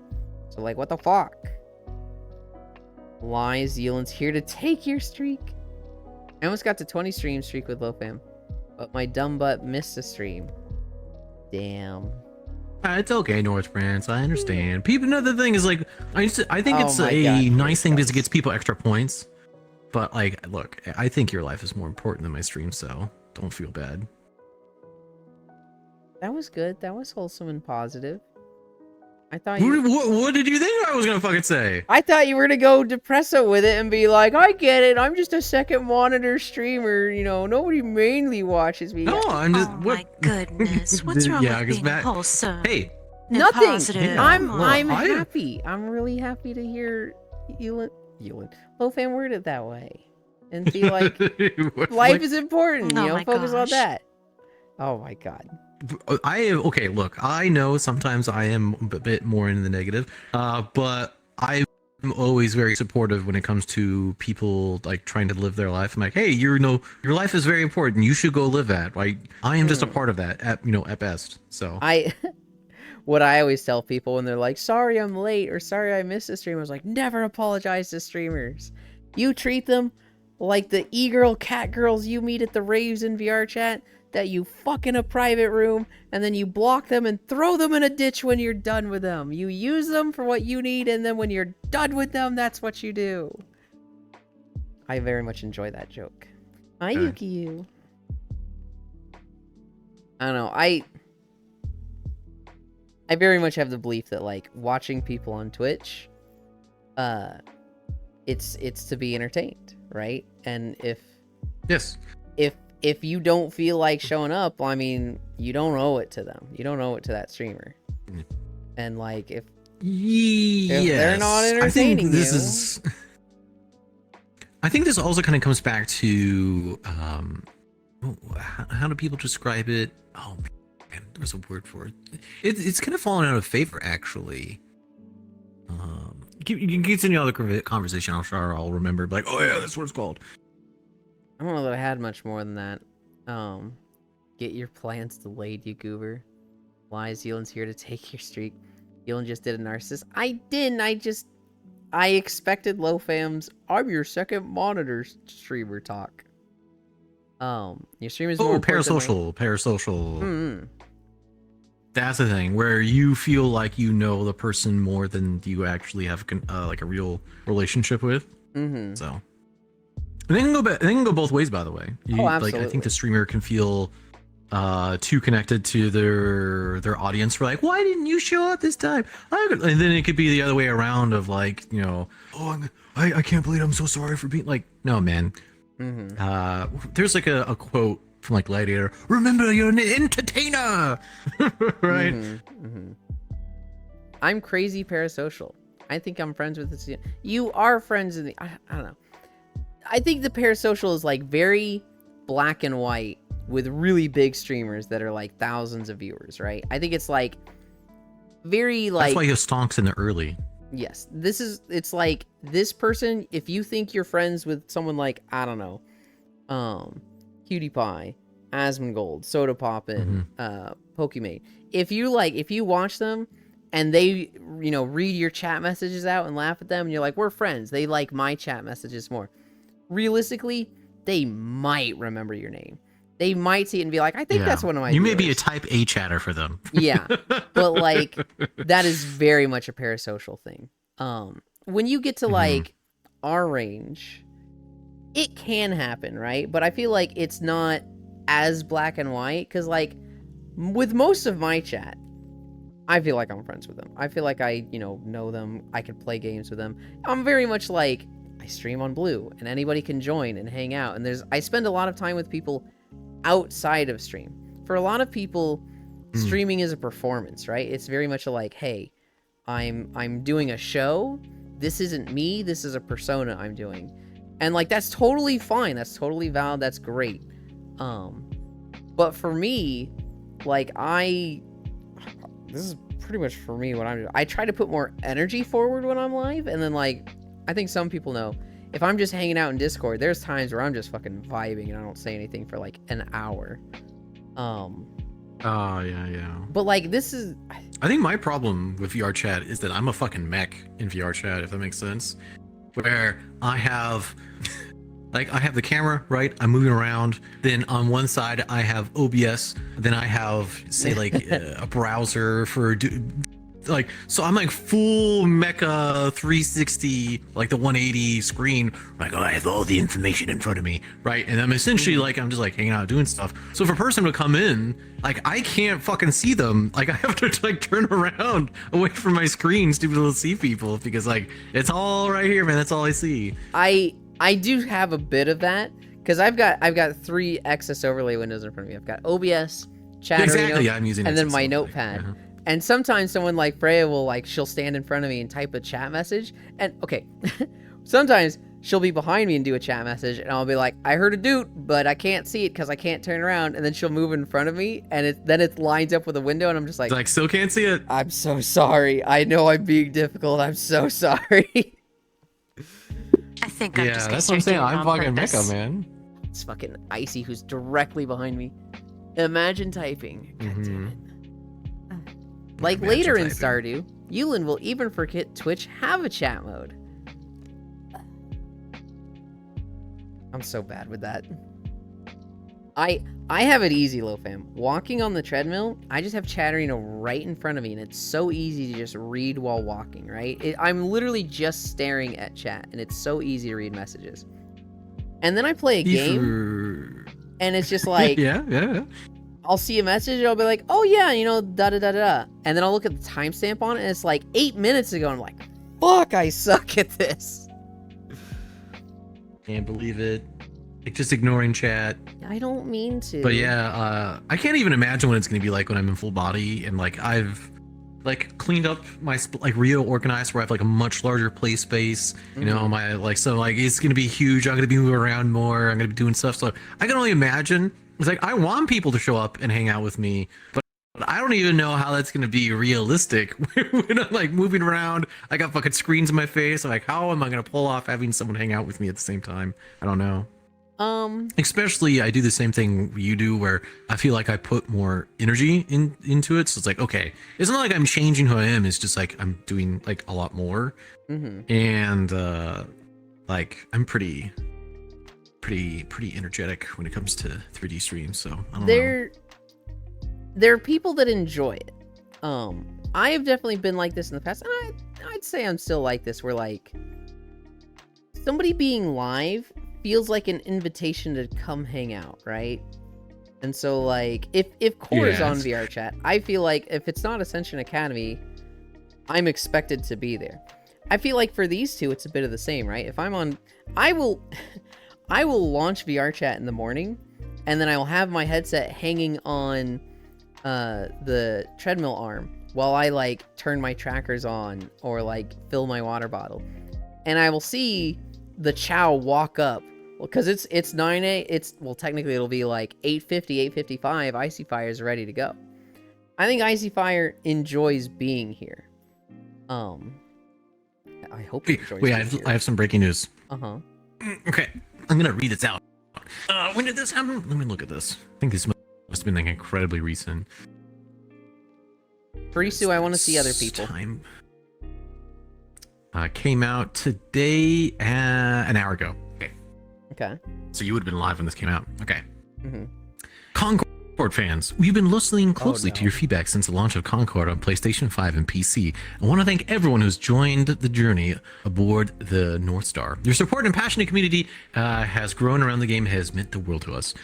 However, while many qualities of the experience resonated with players, we also recognize that the other aspects of the game and our initial launch didn't land the way we intended. Therefore, at this time, we decided to take the game offline beginning September 6th, as in 3 days, and explore options, including those that will better reach our players. While we determine the best path ahead, Concord sales will cease immediately and will begin to offer a full refund for all players who have purchased the game, PlayStation 5 and PC. If you purchase the game for PlayStation 5 from the PlayStation Store or PlayStation Direct, a refund will be issued back to your payment or original payment method, blah, blah, blah, blah, and there we go. Okay. So the game is completely down. They're refunding everybody. Okay. I've been very quick to like shit on Concord because I think it's bad and ugly. But that is kind of a W to offer full refunds for everybody that has purchased the game. Yeah, if they're saying, hey, we feel that it's very obvious that we didn't hit the mark on what we wanted. Now, to be fair, however, I do think the reason they're capable of doing that is because there wasn't that many sales in the first place. I think they sold 25,000, which for the amount they spent on making the game is fucking nothing. Yeah, there's nothing. It's literally a fraction. They underperformed to such a crazy degree that like this is a drop in the bucket to refund people. Really, I just don't want to take away from it that it is cool that they're giving full refunds. I do think like, hey, that's a W. We should reward them for it. They fucked up everything else, but like at least they did that. Hi man, thank you for the follow. Don't get straight into the goddamn toilet. Where was I? Oh yeah. Hi Dehi. Furisu, I think we should see other people. Giraffe is really pretty. That's all I'm gonna say on that. Hi Kumi. Euland hoarding the cute loaf. I'm not hoarding. I only get them to myself now and then. They fucked up. Yeah, Concord. Like two times a month, one time a month, maybe. One time a month. And even then, I don't even feel like I get you all to myself. You know, right now I feel like I'm sharing with you with Icy and Freya. Saturday I'm gonna be sharing you with. I have been talking to Freya in DMs. Oh.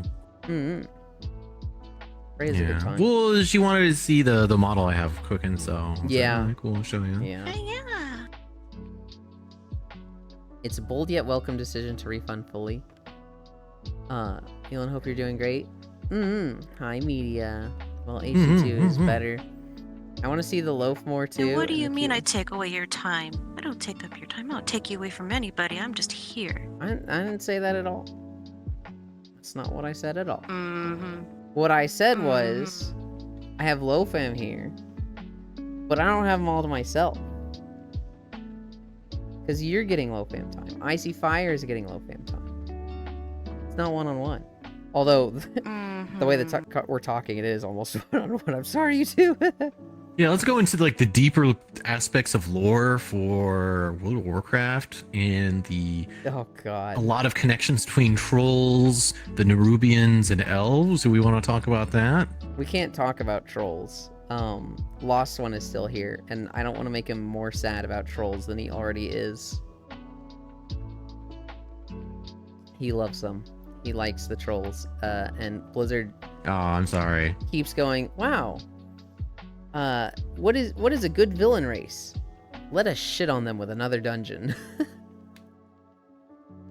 Don't get me wrong. I do think. So I think one of my favorite raids ever is Zul'Aman. That was just like when it came out. What it was so fun, right? I love doing it every single week, right? Like you do the challenges. It's like I loved it. Right? But I guess lore-wise, they are totally fucked. Like they're so gone. Like the only hope they have essentially is the Darksphere tribe. This is the only winning tribe, by the way, and they still get fucked over to a degree. It's just like they're doing much better than say everyone else is. Zandalar is doing okay. They just took a big L, but they're doing okay. I would actually play a troll. I would actually really like to play troll. It's just the shoes. The shoes is just like I fucking can't with this. I wish who I want to actually play. There's two like species Arakoa races in World of Warcraft. and Naga/Sethrak. No, I don't really particularly care about the Aarakocra. I've never been big into arm wings. Okay. But the Naga, of course, has been like number one, right? Naga, go fucking play the Naga. But the more recent introduced Snake Boys, The Sethrak. the Sethrak. I'm surprised the Sethrak aren't playable. I also am. I get why the Volpera used the model for Gom, so it's probably a lot easier for them to add them, but Yeah. I also like Arakoa have been heavily requested, but it was never gonna happen. They're very connected to their expansion. They're just so disconnected from Azeroth that it was like they're never gonna be added. A lot more stuff with Draenor than they did anything else, right? Yeah. They were relevant with Burning Crusade and Draenor. Yes. And like they just don't have a connection to Azeroth at all. There's no reason for any Arakoa to come to Azeroth. Magar orcs. I mean, are the only like reason that, you but they would have the is connection of they already have. Well, family they're there. fleeing to essentially allies, right? That they know exist on Azeroth because they know the orcs are there, right? So it's like, yes, okay, we can go to this horde, a different horde, right? They should move trolls to the Alliance. With how much they like making them take L's in lore. And now, I mean, I wouldn't be surprised if there was essentially a group of trolls on the Alliance side. I wouldn't. That'd be kind of cool. I mean, we're totally getting those as an allied race, by the way. Did these like the new like semi-insectoid kind of the I don't even know how to describe them. I don't even know what they are. Yeah, they essentially explain nothing. So I don't think they're going to be. I mean, I'm sure they're going to be important in this expansion to explain some lore things of the connection between the Nerubians and say trolls and based on that to the elves. But because for example, I think Elun's going to be kind of like explained a bit more. You guys do all your 500 weeklies before reset? No, I don't even know what weeklies there are to do. I just want Naga. And hello? I want Naga, and then I want them to add in Naga-based class, a Naga-based class. Well, not really Naga-based class, but like, you know what I'm talking about. So Mhm. I want a bow user that is shooting forked lightning. Okay, even if it's just like a different spec of hunter. I want a two-handed or okay, like pole arm, poison-based or disease-based like melee user, which is I know that's essentially you can't really do that because it's like two-handed, that would just be Death Knight. Whoa, it's like no, it's different. Mhm. But yeah, there's a lot of I don't know. I just want water-based. Give me like a water-based. Class. God, I love being naked in WoW 24/7. This is a battleground for interesting. Risu. Put some armor on. Jesus. What did that person say to You you, just want the Farisu? Nagapass? That you get that joke, right, Low Fam? I wasn't gonna read it out. No.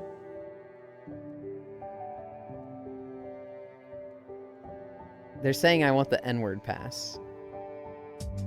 No, I mean, I'm gonna say it right now. No, Jesus. Oh my God. Oh, what the fuck? it's like I believe in freedom of speech. How you going, brother? If we can play as snake people, I'm gonna name a few of them as Solid, Liquid, and Naked. Yeah, good luck. You're gonna have to do that. You're gonna be like first on the server speed run to get those names guaranteed. Yeah. Yeah. This isn't OnlyFans, it's War Within. Put some armor on. Ah, that was really funny though, Farisu. You all get the N pass when you talking to me. Nobody gets the N pass, okay? Especially in my chat and channel. Nobody gets it, okay? That was in a BG, by the way. Yeah.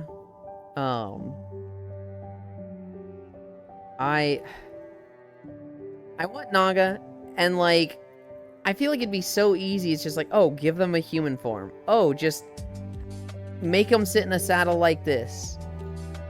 In my eyes, it's just fucking easy, and they just fucking won't. It's like, ah. I think for the longest time, essentially, one of their biggest excuses to be like, look, it doesn't have a normal humanoid structure. So it's kind of difficult for do that, though we know that it definitely has a normal, or at least most of the humanoid structure, because they just put armor on other things. Like they have the slots for the shoulders, chest plate, weapons. It's just like it was used because that was in Burning Crusade. Essentially, that's what they were doing. Yeah. So we already knew that system existed. But I feel like they have a lot less of an excuse after the Drakthir, which is an entire thing where it doesn't use normal armor. It just most of it is cosmetic that you can unlock or earn or whatever you want to talk about. And then you just have like the shoulders and chest piece. Like, you guys don't really have much of an excuse of not doing Naga at this point because you have the Drakthir. And the Drakthir are way... Yeah, it's. I feel like the Drakthir is like, it's whatever, right? But they're essentially kind of like the... how would I describe them? There's a couple races that essentially fall into this. The Draenei essentially came out of nowhere in a much different form, as well as the pandas, the Pandaren. It's like these guys had a very tenuous connection in the lore. You should have just done other things that would have been much cooler, like the Blood Elves and Naga. Oh, you mean the things that the two big races that were connected to Prince. I feel like Kelthus. Like, come on now. I feel like it's crazy that we didn't get ogres, because they're like officially part of the Horde. They're like, oh yeah, they're 100% just part of the Horde. and the Brackenwald ones. Yeah, I mean, like, they've already done that with Darkspear Trolls, right? Where it's like, here's a small tribe that is an entire playable race. We can have ogres. And like, it'd be really easy to like, hey, the ogres of Dire Maul are like, this shit ain't working out. Can we join the Horde officially? Here's a bunch of ogres. We should have gotten Mok'Nathal or whatever the half ogre, half orc was. Ogres we should have gotten. I feel like Naga we should have gotten. I think people would like Arako, but I don't know if we should have gotten that. Sethrak, I feel like we could have gotten. I thought honestly, Sethrak were kind of set up to be a playable like an allied race. more so than the Volpera. The Volpera are kind of like they're like the sidekick to the Sethrak story. Like the story was never about the Volpera. The story was about Sethrak and them like essentially it's kind of like getting back their culture of their Loa, right? Yeah. So it's like, well, wait on a second. I don't know, man. I'm trying to think if there's any other races that would have been like, this one should have been added. I mean, there's a satyr, but they're more like a demon, essentially. Yeah. Well, I mean, they are essentially you could say that the satyr and Naga are very connected because they're both night elves that have essentially been changed. But I think the satyr are straight demons, where the Naga aren't. Yes. Yeah. Murlocs, I would hate Murlocs, but I feel like Murlocs, Yeah, I would. they could have added them if they wanted to. Yeah, they could have for sure. The Hosen and the Jinyu. Jinyu. Like interesting. The Hosen and the Jinyu could have joined.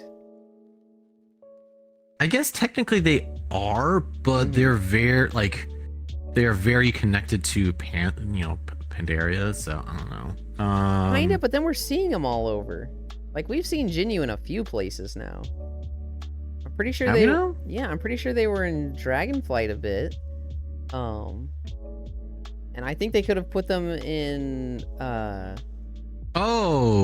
what are they called? The tall humans, the big humans, the big Vrykul. humans. The Vrykul. Yeah, the Vrykul. Yeah, I think of Vrykul should have a while ago. And the thing is, it's a slam dunk. Like the aesthetics on point. People have loved the aesthetics since the Wrath Lich King. It would have explained, and then it could be like a connection of like the past and then the present, because like, oh, you are our ancestors, right? Like you could like there's so many things of like, oh, it's like humans are getting old traditions from like from long ago. Like it could have been. There also could be funny things of like. Also like caveman. It's like, yes, it's like me unfreeze caveman. What would we do in human society? Like there could be a lot of comedic points too at the same time. I think that would have been a pretty good one. Well, we got Volpera. Sigh. Got Volpera, which literally didn't exist and was literally almost inconsequential to the story. Oh, fun.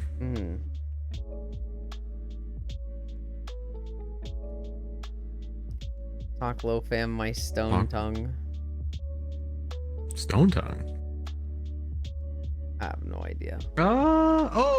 There's a number of things. Like if we're I think there should have been an entire like slew of like the monster races. So you have Centaur, you have I would Harpies. love Centaur. Sorry, I got excited. Yeah, with that so one after Centaur, Harpies. There's that's what I'm saying. Like they updated them, and like I'm just like, come on, guys. People love that there's no cock like horse cock. I feel like Harpies would have been hard with the just the hands issue, right? Like they could have given them some kind of wild animations, right? Like so, maybe the Harpies hold like swords with their fucking legs or something, right? The towns or whatever. Yeah. The thing is, like, they use weapons. They don't just use their claws. Like, we've had multiple models where they do that. I don't know. I feel like I can pull it off. Blast them. The pig, the razor, Quillbore. Yeah, but like at the same time, like, would anybody want those? Well, so I would. Quillbore would be actually kind of cool in my opinion. So a piece it would be kind of like it would be kind of like dwarves, but for the horde, because they definitely would be part of the horde. And the thing is, like story wise, I think it's actually important they do this the farther we go on to World of Warcraft, because there's essentially like a solidifying where Kalimdor is definitely leaning more one side of just all horde, and then the Eastern Kingdoms are all leaning to the Alliance. So like lines are solidifying essentially where it wasn't so before. So I think the horde would actually go out of its way to be like, hey, you're with us or you're out of here. And I think they would be able to pressure the Quillbore to like assisting or joining. On Volpera. I'm sad we got Volpera. I don't think they're so like. I don't think they're worst thing ever. Dude, I fucking would love Knowles. Uh, I want to be a little dog boy. yeah. No, Knowles would actually be a good one. I don't think Volpera are a bad race. I just think there were better options. I do think there's a lot of people that like Volpera. Core loves Volpera. When I got her to play WoW, she wanted to play one, and the moment she could play one. Volpera are 110 just for rebate. I don't know if they're just for rebate. The thing is, I don't know like, why. I look, I have nothing against them, but I do think in this particular case they were bait, because here's the things, like, you could say, oh, but Torn are too. It's like, well, wait a second. Torn were established. They had an entire history of, like, Volpera literally came out of nowhere. Right? Yeah. There's no basis whatsoever. I feel like if there's any race that's like, this is what the furries go for, it's Worgen. You will, yes, but even the Worgen, like, they had a backing from. Now Yeah. I feel like it's not as, it's more than Volpera, but it's not as much as Tauren. Yeah. I don't have a problem with Volpera. It's just, I feel like there was better options, and like, especially when we got Volpera, there was like 2 or 3 things. There was like, oh, we might be getting this. What the fuck do you mean we're getting Volpera? Huh? It's like, why aren't we getting this? Why aren't we getting the snake people that have way cooler aesthetics Why aren't we getting the snake and are people? actually based on the story? Why aren't we getting the Naga, which are very relevant to the story of this expansion? Why aren't we getting, these other things? The snakes would have been better, 100%. Yeah. The snake, or 1,000. Snakes would have been way better, but they... Yeah. Like, the aesthetics of, like, I think they would have added in a very cool, like, desertish type of theme on top of having, like, the Jade Lightning. It was like, oh, that would have been really cool, right? Mm-hmm. But no. Oh, the song just switched and it went much harder than the last song. We don't get Murloc Grace for small indie companies. Very first time I ever played an Alliance was because of the Worgen. Aelakunda. What time is it? 12:45? It is 10:46. Also, hello, Arid.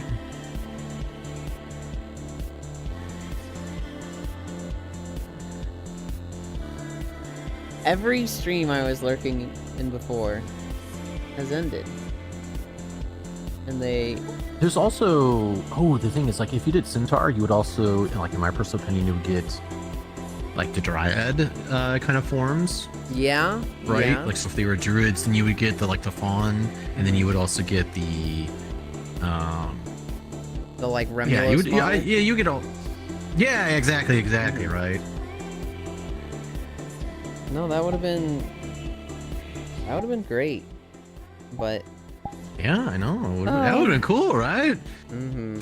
It's like, hey man, what order? You got all these cool things that people enjoy. It's like, yeah, and then ogres. I don't know why they didn't do ogres. And dude, like the ogre magi, dude, I would love playing as an ogre magi. Dude, playing a 2-headed ogre sounds fucking cool. And like, imagine you play a 2-headed ogre before they have the tech for it. So like, if you get a helmet, you just get 2 helmets. And then they were like, you know what? We're gonna do the thing with the shoulders where ogres specifically can have 2 different helmets. So like, you transmog one helmet. That would be so funny. That would be fucking awesome. Dude, that would be hilarious. I'd love that. Yeah. I don't know why they don't do ogres. Ogres would be fun. I mean, so I kind of get it because like, I don't think there would be It is a too much many different ogres, model. right? It's you look at it in this perspective of like sex cells, and not many people are gonna play ogres, but I feel like there'd be I feel like there'd be enough of them that are like, I'm having fun as an ogre. I'm the big fat guy. Let's go. And okay, so if we're going for sexy, then I still feel like they're missing out on like just obvious ones. yeah, no, I agree. I had Cho at Mastery 22, I think, for Heroes of the Storm Kumi. I was a Cho player, and I played a lot of Cho'Gall with my ex, and eventually Foss. Foss was my Gall. And I would always force him to take the Twisting Nether ultimate. Do not take the finger guns. Do not take the fucking pistols. Take Twisting Nether, and I'm gonna take Upheaval. I'm gonna pull them right into it, and we're gonna burst 2 to 3 of their squishies within a second and win. And what was a 2v5 is now a 2v2 because their Vala got one shot, their Lieutenant Morales got one shot, and I don't know if they had another squishy, like a second healer like Brightwing, also got one shot. It was, nobody ever took those ults. Everybody always took the hammer and the pistols, the streaming bolts, and it just, I don't know, I felt like they were so weak. You gotta play with Foss. I don't think I could get Foss to play Heroes of Storm. When the lawsuit happened and I was boycotting Blizzard, I uninstalled Heroes of Storm like 4 years ago and just stopped playing it. Right now, you know, obviously I'm playing World of Warcraft again. I wouldn't be against playing Heroes of Storm, but like, I think Foss is just very against it, and so he's just like, no reason to. I had a conversation with him like 3 or 4 days ago that was like, we could play HOTS, right? And he's like, no, I'm never gonna play it again. It's like, okay. Deadlock is the hot new MOBA, super fun. Foss has really been into it. He likes Yamato. And he told me he has a really dumb strategy of just don't buy anything. And save up for a super expensive thing and then just shit on people with it. I just like playing with you goobers. I agree also. I don't know. I wouldn't be against playing HOTS again, but maybe Microsoft will put more love into it. They've been giving it hot fixes. All that hate and boycott. And look who you crawl back to. Well, Bobby Kotick's not there anymore. Some people got let go, and they've unionized, and they've had a bunch of changes. Hi, Zuby. ZZZ models are back. Is that today? Are we doing Lethal Company today? That character hella gonna get redesigned, thank God. Yeah, Yamato apparently has the, like, the early version model. And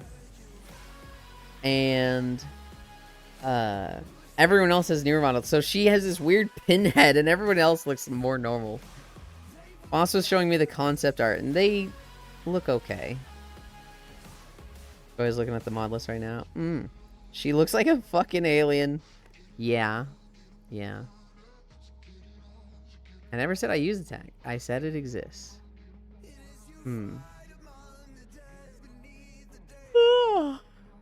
Okay. It sounds like we have a good raid target. It sounds like Koyo is about to play Lethal Company, and I will join them. Probably not right away. I need to fucking eat and shower. But we'll go to Koyo. What? What's up? Oh, nothing. I just saw information on a game I've been following for a number of years. What game? It's okay. So, you know, I'm really big into like creature collectors, right? Yeah. So there was one game I had played a couple years back that I was very into. I was going around. Essentially, it's like I don't believe in Pokemon anymore. I still don't kind of believe in Pokemon. But I went around and I was playing a different bunch of creature collectors. This one was called Disc Creatures. It is a, obviously, like solo dev kind of creature collect kind of game. Yep. Tried out a bunch of different ideas, and honestly, I thought a lot of them were pretty good, actually. This is like one of the better creature collectors. Great aesthetics, was fun to play through, doesn't overstay his welcome. It's like, oh, this is good, I like this. Well, the dev has been working on essentially their second one called Disc Creatures World, which is, it's kind of funny because they're going from, say, like 8-bit, so like Game Boy style type of graphics to like Game Boy Advance style. So like they're kind of going through the lot. Yeah. Well, they just announced that a lot of the it's coming from it should be coming out, I don't think this year, but in 2025, and it's going to be released in published at the same time. It's made from a Japanese dev, right? Mhm. So I was like, oh my god, it's like I just saw the information, and there's like this big 2-minute trailer of them showing off stuff. So yeah, it's cool. I Hell can yeah. show it to you. Mm-hmm. Yeah. Afterwards though. Mm. I mean, there's 3 games that I'm like super mega hyped excited for. One of them just came out, War Within. All right. Satisfactory is the other one, which we have 7 days to go for the full release of that. And then Monster Hunter Wilds, which is February next year. So like, oh god, Creature Collectors. I feel like there was one I was very excited for, and then I'm forgetting what it was. Another napless day, worst timeline. Yeah, I thought we were gonna take a nap today, but I don't know. And I might hang out in VR chat just a little bit before joining Lethal Company. He's gonna be going for like 4 or 5 hours. I don't need to rush over there. Yeah, we talked about that, Cairo. Concord is getting shut down, and anybody who gets it gets a refund. I was saying that's a W to give a refund for everybody. That was cool of them. You know, they're still, you know, they fucked up big time. They butchered I guess this concept game, and they, good lord, have done everything wrong till then. But I do want to say, like, that is cool of them. I'm gonna poke a rogue with a hometown. I can't get into Pokemon. I could go for another hour. Oppo Dev's going to Valve too. Oh, that I want to look up more stuff for. But we're gonna go to Koyo. Koyo is gonna be playing Lethal Company today, and then he will be doing Stardew later today. And so, we're gonna hang out with him for both of those. Were you thinking of Temtem? Nope. Hi, Full. Violent Bro should have just gave me 100 million. I could have pissed it away better than they did. Yeah.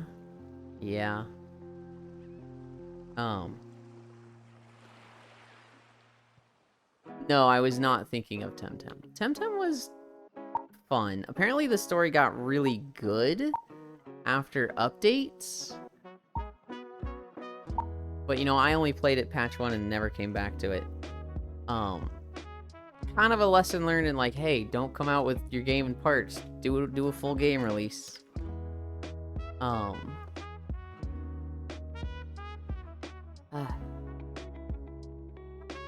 Thank you, Yula and chat. Love you all. God bless and sweeties. Make a dated hero shooter with unappealing, inconsistent aesthetics. Wonder why it fails. Yeah. I mean, hero shooters in general, you gotta be fucking... You have to do something special to do it well. There's the socials. Slash raid equal. Whip the shit out of him for me when the stream goes off. What the fuck? Damn, Cairo, have something for me to spank. What the fuck? We're going to Koyo. I will be on his stream in a little bit. I don't know when. I don't know if I'm going to be there in like 20 minutes. I don't know if I'm going to be there in an hour. With that being said, thank you everybody for keeping me company. 5.5 miles. I love you. Bye. Wait. Oh my god, I missed the Dahi stuff. I love you. Thank you.